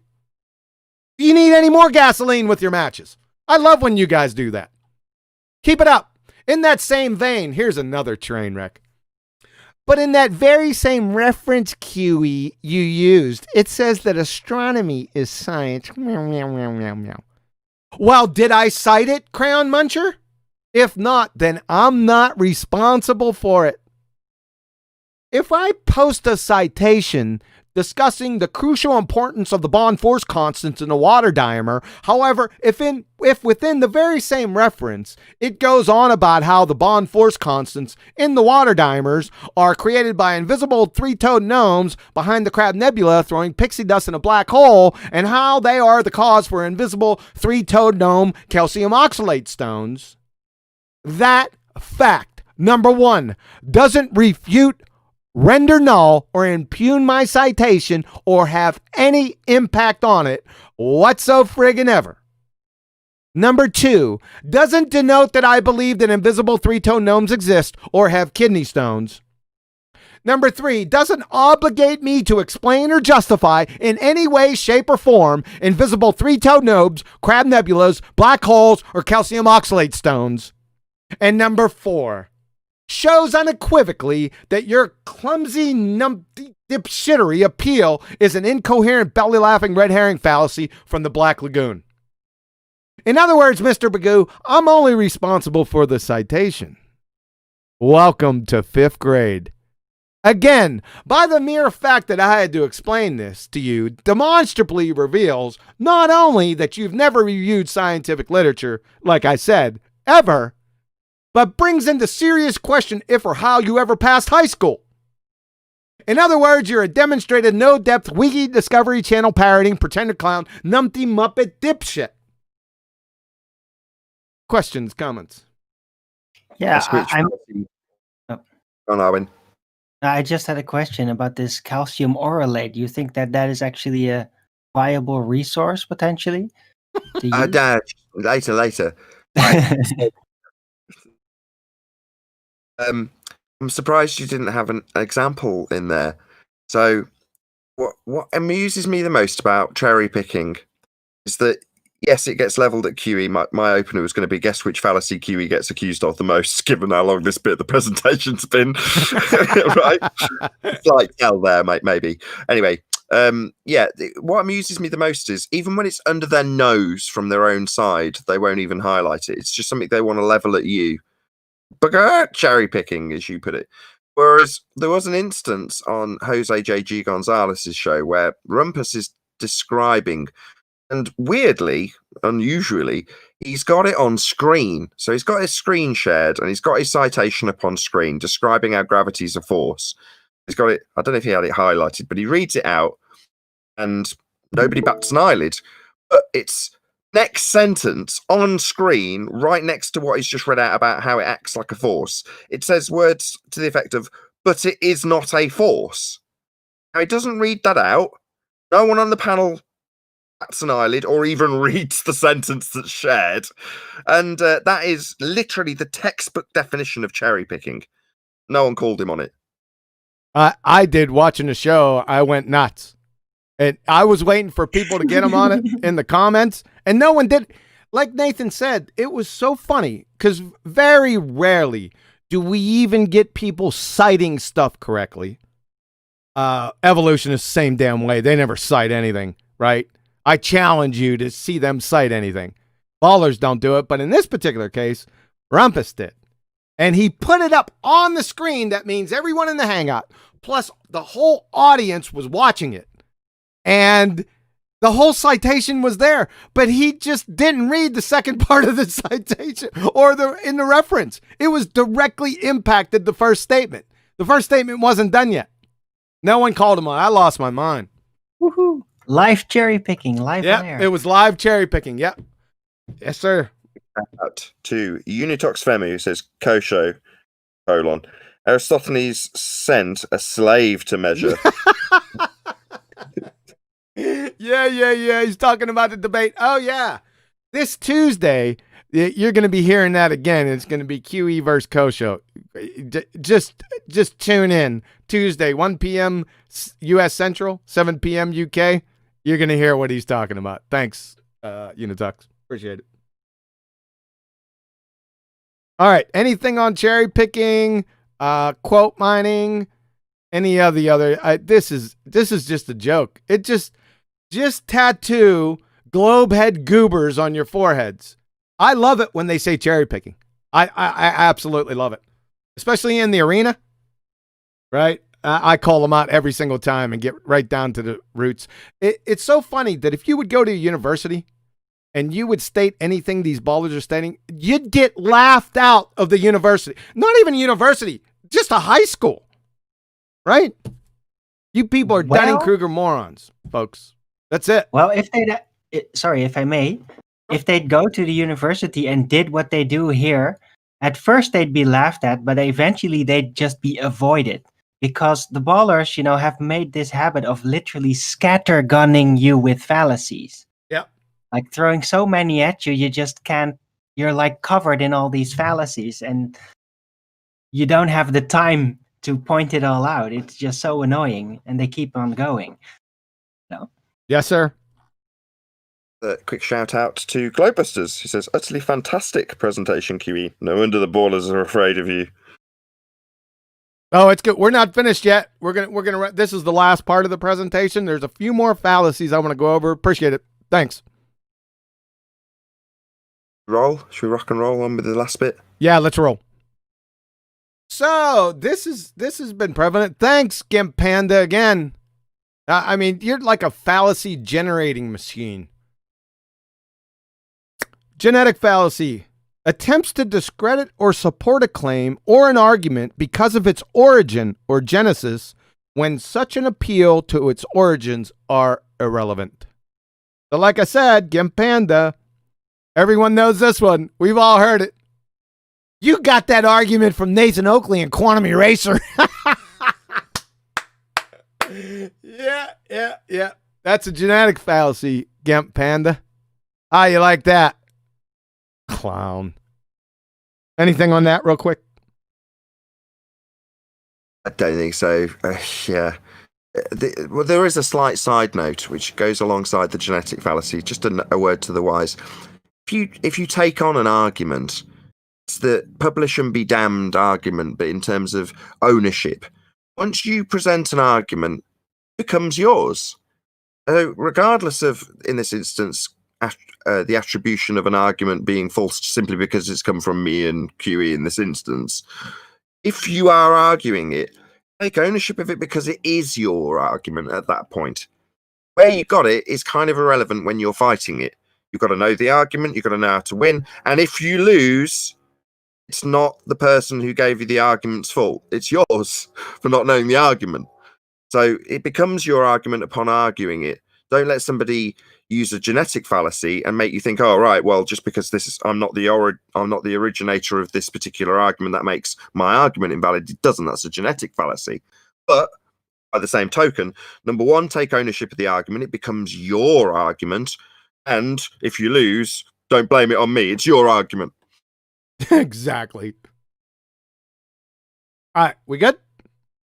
Well, I have a comment. It's basically another way of a peer review type of fallacy, but reversed. As it's saying, but yeah, the argument comes from that person, and that somehow makes the argument invalid. It's almost it's an ad hom. Review. It's almost an ad hom. Yeah, but covertly. Yeah, exactly. Generalization, stereotyping fallacy, ad hom, and a genetic fallacy, all in one. Yeah. A logical fallacy sandwich. It's a fallacy sandwich. I can't wait to get to that one. It's coming up. All right, we're good with genetic fallacy? Yep. All right, false dichotomy. Mostly everyone knows what this is. It's pretty much self-explanatory. It's also known as a false dilemma and a black or white fallacy. The argument tries to force a conclusion by offering or implying an incomplete list of alternatives. Typically, only two options are considered, while in fact a number of additional options are available. So, example, and this is from Jose JG Retard, there are only two choices, natural and supernatural. You forgot one. Man-made, synthetic. So, that's just a simple false dichotomy fallacy, and you're a numpty. Good. Anyone? This is a real easy one. Well, it's basically another form of cherry picking, in a way. It's leaving out all the information. So in this case, options. Yes. And thereby politically suggesting you should pick one of these options and don't inquire further. Yeah, but the only problem is that you would have to see this in some document to make it cherry picking, or somebody said it. You follow? Right. And that's why it's not cherry picking, but it is kind of the same process. Yes, agreed. Another form. Yeah. It's cherry picking in spirit. How about that one? I just made it up. Exactly. It's all picking fruits, man. Yeah. So, good? We good with the false dichotomy? Like I said, it's pretty self-explanatory. These are a couple nuanced ones, and I wanted to bring these up because they've been rearing their ugly heads. So, fallacy of composition, also known as composition fallacy, exception fallacy, or faulty induction. The description, inferring that something is true of the whole from the fact that it is true of some part of the whole. This is the opposite of the fallacy of division. We'll get to that one next. So the poster child for this is observational science. Thanks, Brenda. Listen, I don't want to put this at her door because hundreds of brain dead baltards do the same thing. But she was she did it the other day. That's why I put her in here. Observational science. It's not only painfully redundant, it's fallacious because hypothesis, the queen of science, is not observational. Follow? This is a good one. Comments, question? This happens a lot, by the way. I've been calling out past few weeks, not only with observational science. There's some other examples too I didn't put in here, but take this one in. We're gonna get to its twisted sister here in a second. Fallacy of division. All right, let's roll. Fallacy of division, also known as false division, faulty deduction, or division fallacy. Description: inferring that something is true of the one or more of the parts from the fact that it is true of the whole. Again, this is the opposite of fallacy of composition. So example, you all know this one. Atoms are natural, therefore everything is natural. This comes from every dumbass baltard. Get it? That's the fallacy of division right here. Textbook. Yeah. Yeah, Yeah, I'm good. Okay. All right. Anything? Sorry, I was just outside for a second. That's fine. We can roll. Fallacy of division. Yeah. Okay. Sorry, I have to read it all up. No, you don't. We're gonna roll on. You can read it after the show. Let's move on.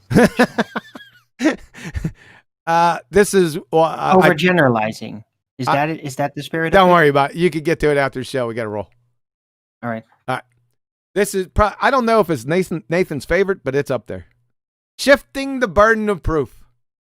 So, description: making a claim that needs justification, then demanding that the opponent justifies the opposite of the claim. So, example, back to Craig, fight the tight shirt. Scientific evidence of gravity is quite easily, it's called gravitational redshifted photons leaving the surface of the Earth. Response, as exampled by Craig, fight the tight shirt.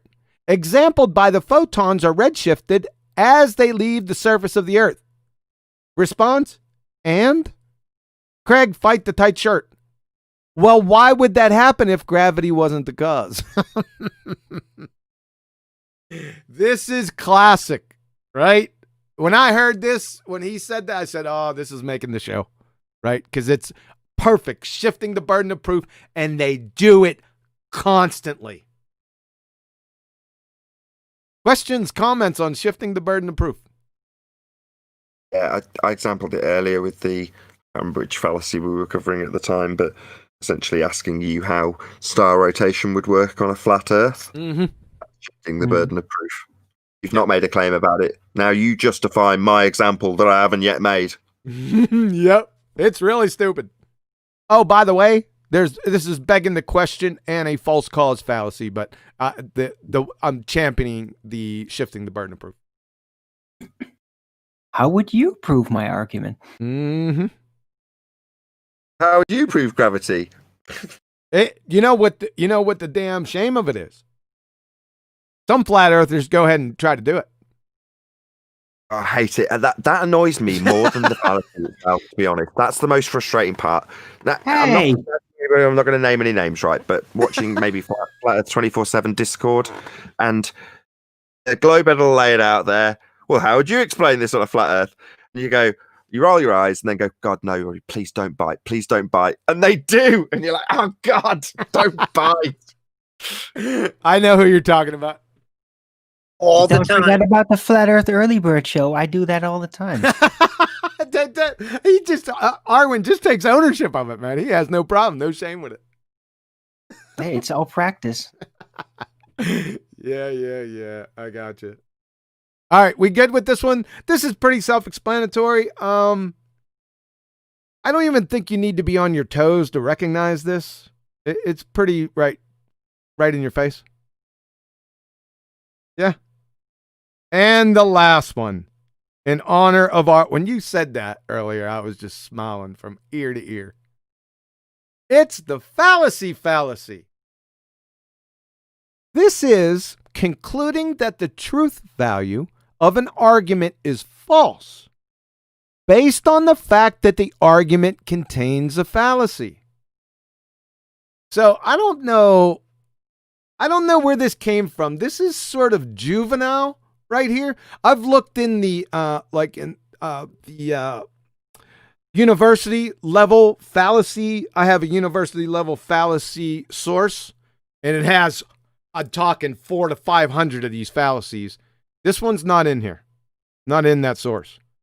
And I was thinking about this because this is true. I'm not saying that this is not true, right?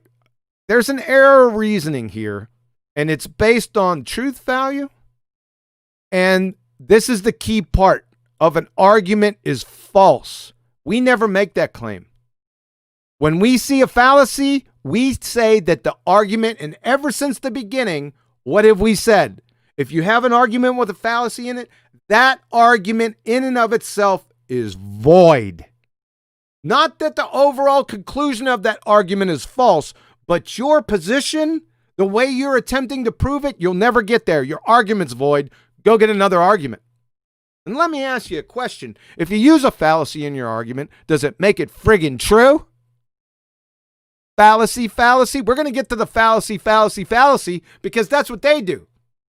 See, this is the last, more or less, actually, only port in a storm of logical fallacy addicts. This one right here. This seems to be the mental midget's get out of incoherent jail free card. Here's the steps. Carpet bomb a barrage of logical fallacies.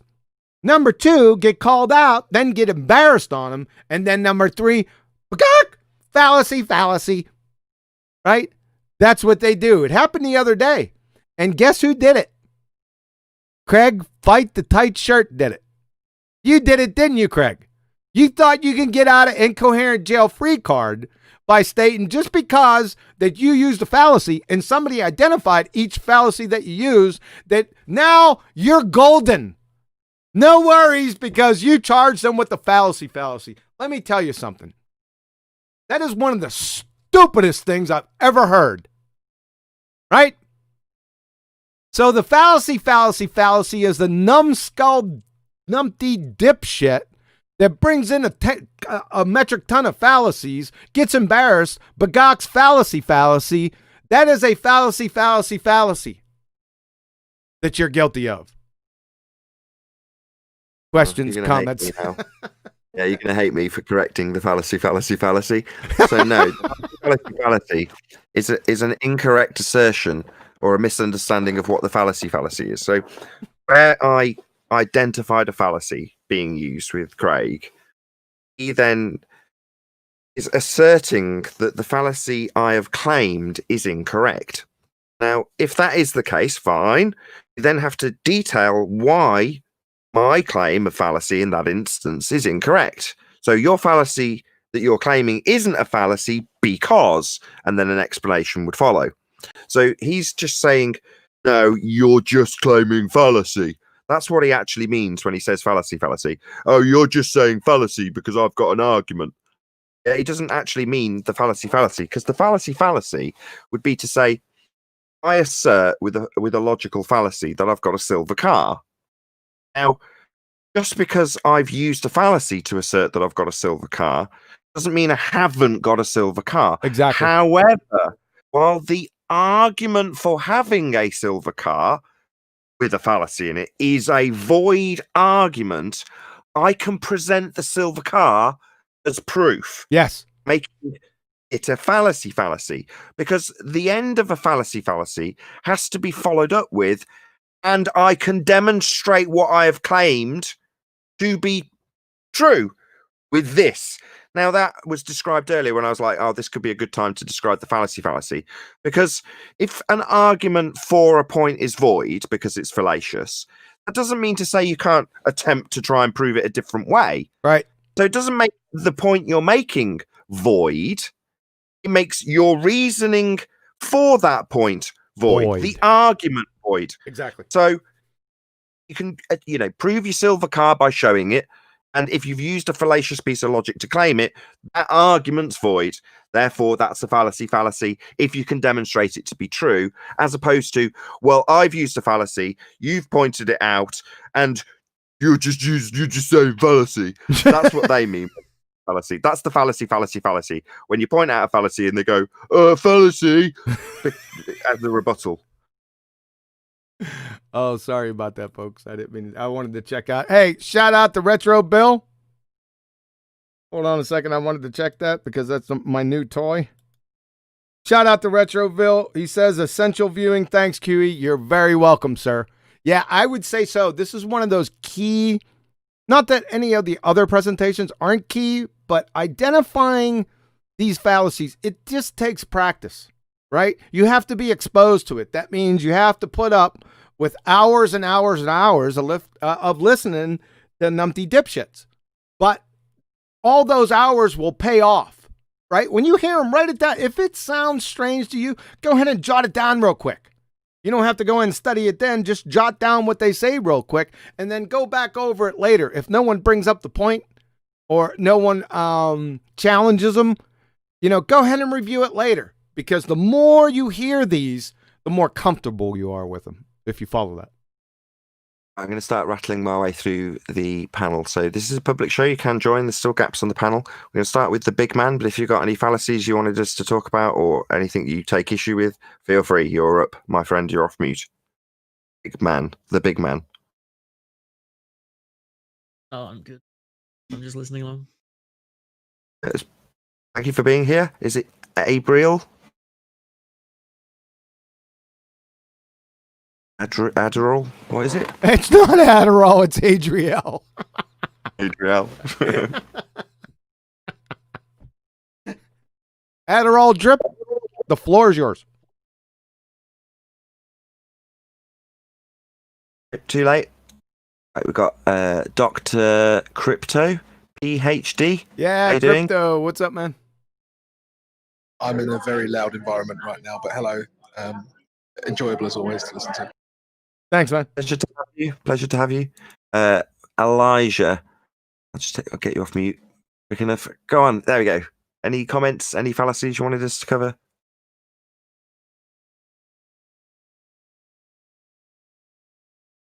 Nope, maybe not. Come back to him maybe later. He'll flash if he wants us to. So next up we have got Good White. Oof. What a name.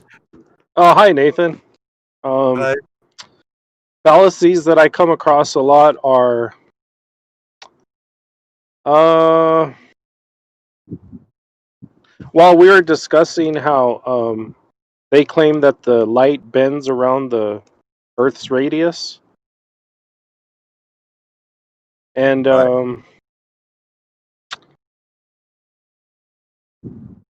so I don't know like what fallacies they could bring up, but they bring up a lot. Like begging the question, right? That's begging the question right there. It has a lot of other problems too, because they have to, like I said during the presentation, little bit off topic, that they claim atmosphere, right? Atmo means air or gas. Sphere is shape. Gases have no inherent shape, so it's a contradiction right there. But the one you just said was basically begging the question because they would have to prove the radius.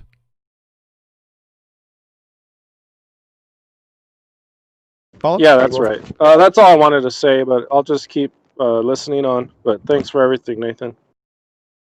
It's QE's show, and this is actually I'm just a co-host here. But thank you very much for your comments. Really do appreciate it. Neil, anything to add? Any fallacies we haven't covered that you like or wanted to hear about? Of course, when I'm checking out at the supermarket. No, I'm good. Okay, no worries. Fair enough, Neil. We've also got Raga to Riches. That's Paul. Paul. Hello. I wanted to say I wanted to say something about the cherry picking, because they would have to dismiss all of Wiki because there's all kinds of citations there, right? It depends on the topic. You'll get some inline citations there. For the most part, like I said, it depends on the topic, but you get it. Anyone can add or delete from Wiki. You have to be really careful with Wiki. And if you're like at university, you don't want to cite Wiki. That's not going to turn out well for you. No, I agree. I was just saying if that's their alma mater Wiki, they can't even use Wiki because they're cherry picking in Wiki. That is their alma mater. That's their epistemology. Ask any baller, what's your epistemology? Wiki.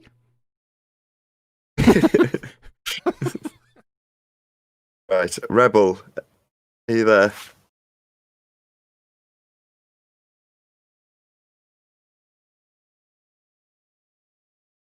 Rebel, you interrupted the whole damn presentation. You don't have anything to say now?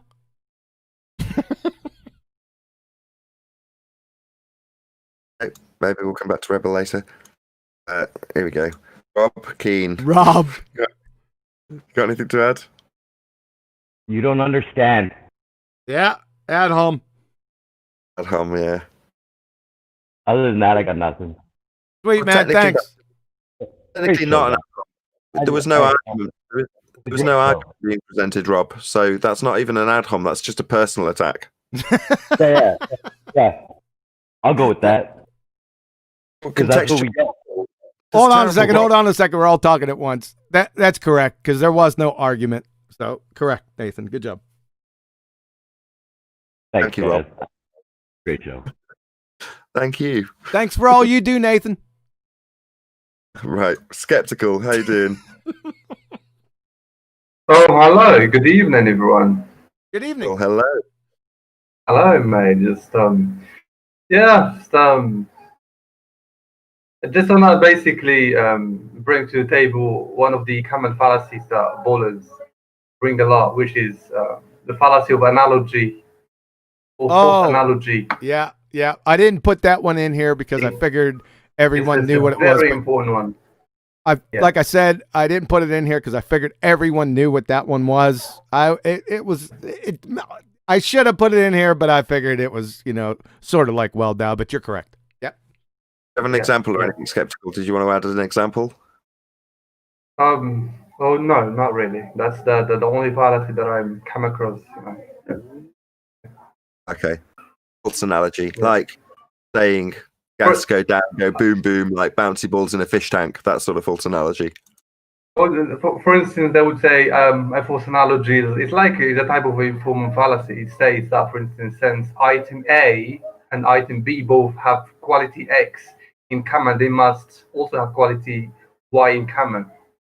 So we've got two different items which are completely different and must be dealt with differently and independently. When in fact, ballers, they completely use them both. They say, "Oh, okay, build upon this. Okay.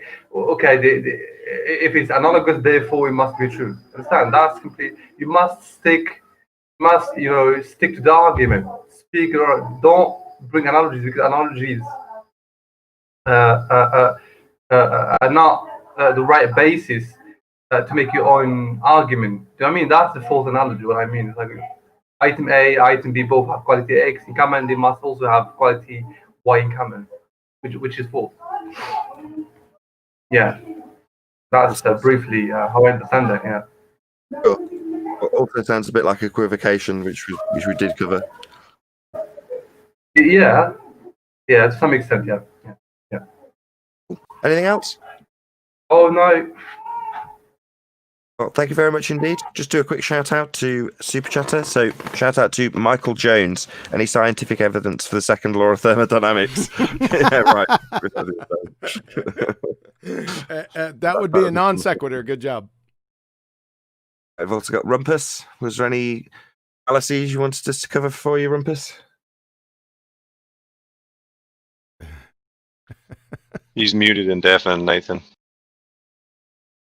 He's a fallacy in himself. Maybe not. We won't get to cover his cherry picking. Like gravity. Hey ho, maybe another time. Hey Travis. Hey, good afternoon. Thanks for letting me be a part of this. It was great. I just have something to say here. God told me that if I wanted to know more about logical fallacies, then I needed to tune into this show. And God also wanted me to tell you that. No, if it was my God, it had said that they need to tune into Flat Earth Debate weekdays at 2 p.m. UK time. Well, this is about logical fallacies. Fair enough. No, you're right. Be Here or Be Sphere for Quantum Eraser, Tuesdays, Thursdays, and bi-weekly on a Saturday. That's right. And what logical fallacy did I just employ twice? That one of them is an anecdotal fallacy. Okay. Appeal to creator. There you go. You're pretty close. Yeah, it's called appeal to heaven, or a higher power. I see. But I believe you. I'm sure God did tell you to watch Flat Earth Debate weekdays at 2 p.m. UK time. I actually believe that. I do, buddy. Anything else, Travis? Was there any logical fallacies that you wanted us to talk about or anything else? No, I just thought I'd make everybody chuckle a little bit. It was a really great show. Pretty much covered most things that I already knew. I really laugh at the false dichotomies. Those are pretty funny, especially when they try to throw 3 in there. Die meaning 2. Dichotomy. Yes. Okay, concave Earth, sphere Earth, or flat Earth, right? False dichotomy. There we go. Thanks, guys. Appreciate it. Thanks a lot, Quantum. Appreciate you doing the show. Your thanks should go to Nathan. Quite the contrary. It's all your hard work, Kiwi. But yeah, sarcasm aside, we've got a couple more guests to go. So who's this? You lie like a rug. Hello. Hello. Oh, just the impossible possibilities, or like the possible impossibilities. Like it's impossible for them to produce, or can't ever see a globe or never see one. Like no real tangible globe ever, but they say it's possible. It's a reification fallacy. Any more? You lie like a rug. Oh no, that's just the main one. It's really that one a lot. Things that they always deem possible that are impossible, and they try to point them out, and then you're like, can you show us or prove? And they just can't ever supply anything. Indeed. Thank you very much. I think there's a couple of other people who've joined in the meantime. Let's just have a look. Or is there? No, I think that might be it. We can head back to Elijah, see if he's around. Neil, you had something to say? Yeah, I want Nathan to say that guy's name one more time. You lie like a rug. You lie like a rug. Have I missed out? I'm looking quite a distance. My screen's quite away. Have I mispronounced it? No, you didn't. It sort of sounded like robotic. Okay. It was a pleasure having you lie like a rug. Hey, Elijah. Nathan, you gotta say it. That's like a Brooklyn thing to me. It's like, yo, you lie like a rug. You gotta come out a little quicker. Okay. Thank you for teaching me how to be hood. What's up, Elijah? Hey, Elijah. What's going on, guys? So I was just thinking that, it's so telling that they're always going to have to use their model to prove the model. I mean, that's insane. I don't what else is there to talk about? Everyone should go home. I agree. Arwin? What? Sorry? You're a co-host, Arwin? Yes. And I'm a bit distracted. Yeah, let's go ahead and finish up. Go ahead and anything that's coming up for you, go ahead and promote your channel. Things of that sort.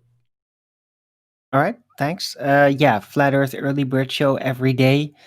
Yeah, every day on my channel, ARWIJN, at 2 p.m. Amsterdam time, 1 p.m. British time, London time, and other times that I never can get it all in my mind, but you can figure it out. And I talk about all kinds of things, and I get confronted with fallacies all the time because I do allow ballers in my channel, as long as they don't get all nasty.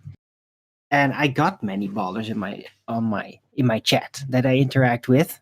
So yeah, as long as you can behave as a decent, normal human being, yeah, we can have some differences and still have a conversation, and you can ask questions. So yeah, good show. Thanks, Nathan. Take us home, man.